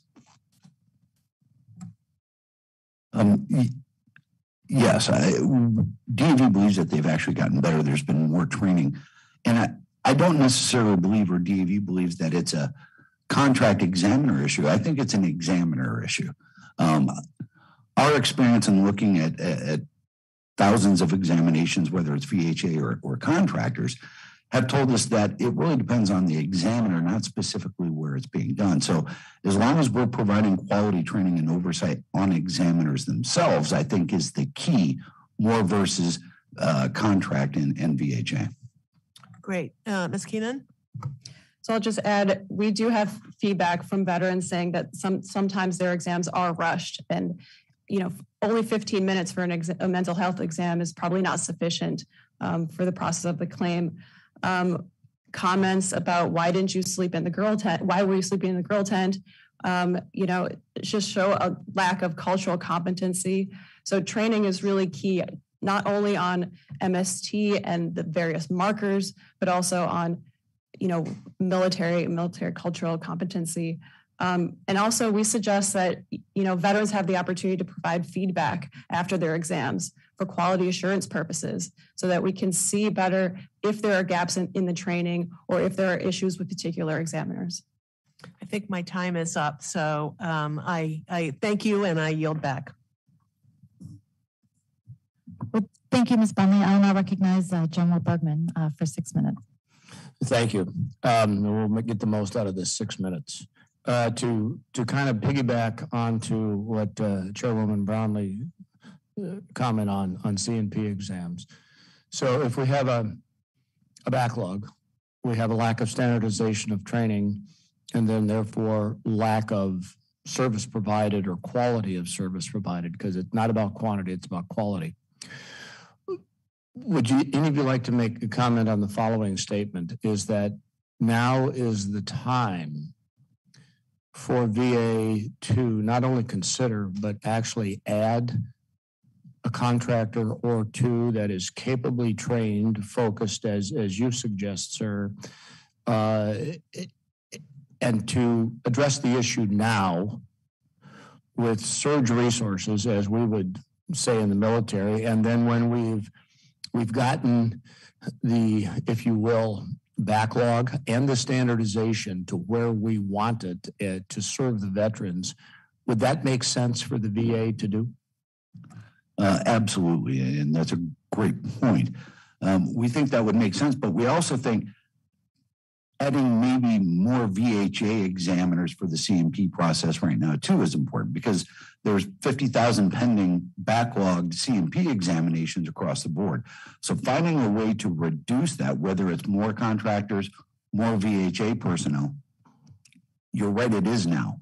COVID-19 caused a lot of the backlogs that we're currently experiencing. So if we don't find a way out from under it now, it's just going to continue to get worse. Any other comments from any other panelists?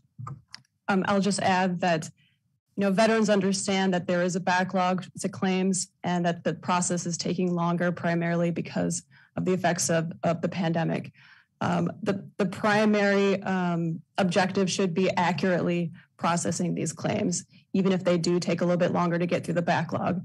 That timeliness needs to be prioritized versus getting through the backlog quickly, and forcing veterans to maybe be experiencing denials and then having going to the appeals process.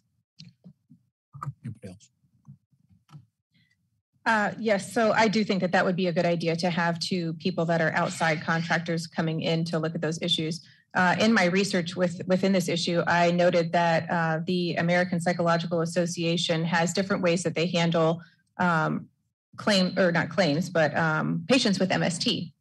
Not every veteran goes to VA and files a claim for MST or goes through that process, but there are still forms that are filled out for patients that are saying that they had military sexual trauma related issues that they needed to deal with. So maybe even looking and seeing how they handle those cases and what they're doing and what works for them might also then work for VA. But I also agree with these wonderful people here on the panel with me that it really comes down to training, oversight, and making sure that we're doing it right in the first place and not trying to rush through. Ms. Farrell? Not to be duplicative in any nature, but definitely agree as well, strongly agree. And on keeping the thought of cultural competencies, subject matter expertise, and training in mind, and looking at what, as was previously said, the DoD consulted with RAIN, the Rape, Abuse, and Incest National Network, when they were looking at their sexual assault response program. And I think there is also an opportunity there to incorporate some other types of training or cultural competency or subject matter expertise external to the VA. Okay, thank you. Well, again, I guess we all agree on the time is now. The question is how. We know the why. And if we, the we in this case is the VA, have the standards, have the criteria set for adding additional surge resources for a period of time, I think what I heard you say, and let's take advantage of that. Let's not focus as bureaucracies, well-intended as they might be, let's add some more bureaucratic efforts to achieve this goal. That could be a long time before we, so again, to prioritize, as the VA must, the quickest way, and without sacrificing quality, I believe, is to add another contractor or two, get the backlog under control, get a sense of urgency to that. And for that veteran who has suffered MST, they know that there is a prioritized bureaucratic reaction to their needs. And I don't see as how the VA, we could ask the VA to grow its ranks, because now you add FTEs, and you may not need that many in the long term. So get the people you have trained to provide the services, get them at the level that's going to benefit the veteran. And with that, I'll yield back 15 seconds. Thank you, General Bergman. I'll now recognize Mr. Moran for 5 minutes. Thank you, Madam Chairwoman. I want to thank all the veteran service organizations for testifying and continuing to advocate for the MST survivors. Several of you have commented the need to avoid re-traumatization on MST survivors as they navigate fraud claims through the fraud claims process. Last month, I was pleased to appear before the DAMA subcommittee regarding my discussion draft of legislation to ensure that the Board of Veteran Appeals process for adjudicating MST claims in trauma-informed. Among other directives, this legislation would prohibit the board from asking sensitive questions about an MST survivor's experience if this information is contained in the evidentiary record. For any witness who cares to speak, I would greatly appreciate it if you could elaborate on what this reform to BVA's appeal process, that is relying on the evidentiary record, would achieve. And additionally, are there any other reforms specific to the claims appeal process that would reduce the potential for re-traumatization? And finally, has the VBA conducted outreach to your organization and been receptive to your recommendations on these matters? Thank you. In reference to not re-traumatizing at the Board of Veterans Appeals, while we think that is a great idea, the problem we see in this is right now, based on the criteria for establishing an MST PTSD claim, is corroboration of the stressor. The majority of these that are being denied by the VA regional office are for that reason. So when it gets to the Board of Veterans Appeals and to the law judge, the reason for the denial is that corroboration. So if they're not able to ask those questions to corroborate it, to grant the benefit, it actually may hinder the ability for the judge or the board to make a finding of fact on the case for future appellate matters. While we understand the need to not re-traumatize, it's part of the problem with the current MST process. So, for example, if we went to a model that didn't require verification of the PTSD stressor or the sexual assault event, we just went to a process as noted in HR 5655, that it's just if they said it happened, that would also eliminate re-traumatizing veterans and MST survivors throughout the entire process. Thank you. So we do support the draft legislation, and we appreciate trying to inject some of this trauma-informed language, which we see in other areas. Not re-requesting mental health exams when they already exist, to not put the veteran through that process a second time if it's not necessary, for judges to carefully look at all the evidence within the claim, because some of the evidence actually might all be there, to really just focus on a few different questions that the veteran may respond to add more evidence to the claim or the appeal. But we definitely see this, the board as an area where some of this sensitivity can be added, and we definitely appreciate some of those efforts. Thank you. Sorry, I don't want to interrupt our virtual person as well. I agree with what they've said. I feel like when it comes to the Board of Veterans, the board, that having a peer support specialist in this instance would be very beneficial. Somebody who has gone over the information, has been with the veteran, and then can speak on behalf of the veteran so that they don't have to talk about it again. Sometimes it's just saying it out loud again that is what is re-traumatizing. So if you could have somebody say those words for you and provide that explanation for you, can also be helpful in these situations. Thank you.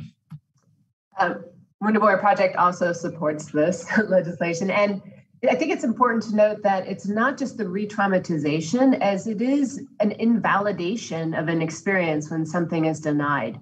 And so having the appeals process is important, but having the ability to have full records before it even goes into a claim process and review them, and then creating an opportunity where either someone speaks on your behalf or it is spoken in a very cognizant and culturally sensitive mode is really important as well. Thank you all very much. And with that, I yield back my time. Well, thank you, Mr. Movan, and I want to thank everyone for their participation today, both our panels of witnesses as well as my fellow colleagues who were able to join us.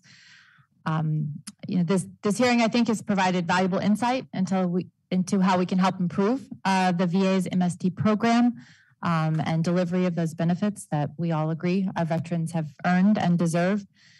And we want to make sure that no matter where or how a veteran has survived military sexual trauma, that however they engage with the VA, they receive compassionate care, and the VA is doing everything that they possibly can to provide them that care and access to all of the resources that are available.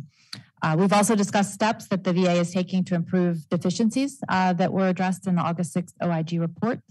And these two subcommittees will both remain diligent until we have ensured that the VA has implemented these recommendations. And we look forward to continuing this dialogue, both with our VSOs who so generously offer their time to appear before the committee, as well as work with our veterans day in and day out. And I just want to close by thanking you for the work that you do.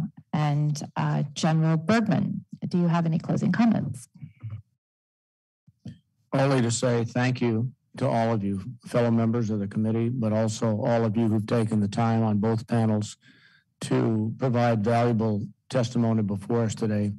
A friend of mine one of my dearest friends and squadron mates from Vietnam, I believe has one of the best quotes I've ever heard when it comes to prioritizing. He says, "You think you have time, but you don't. The time is now. It's not time to, it's past time to theorize. It's time to act and to consolidate as necessary and appropriate for positive outcomes for our veterans." Thank you.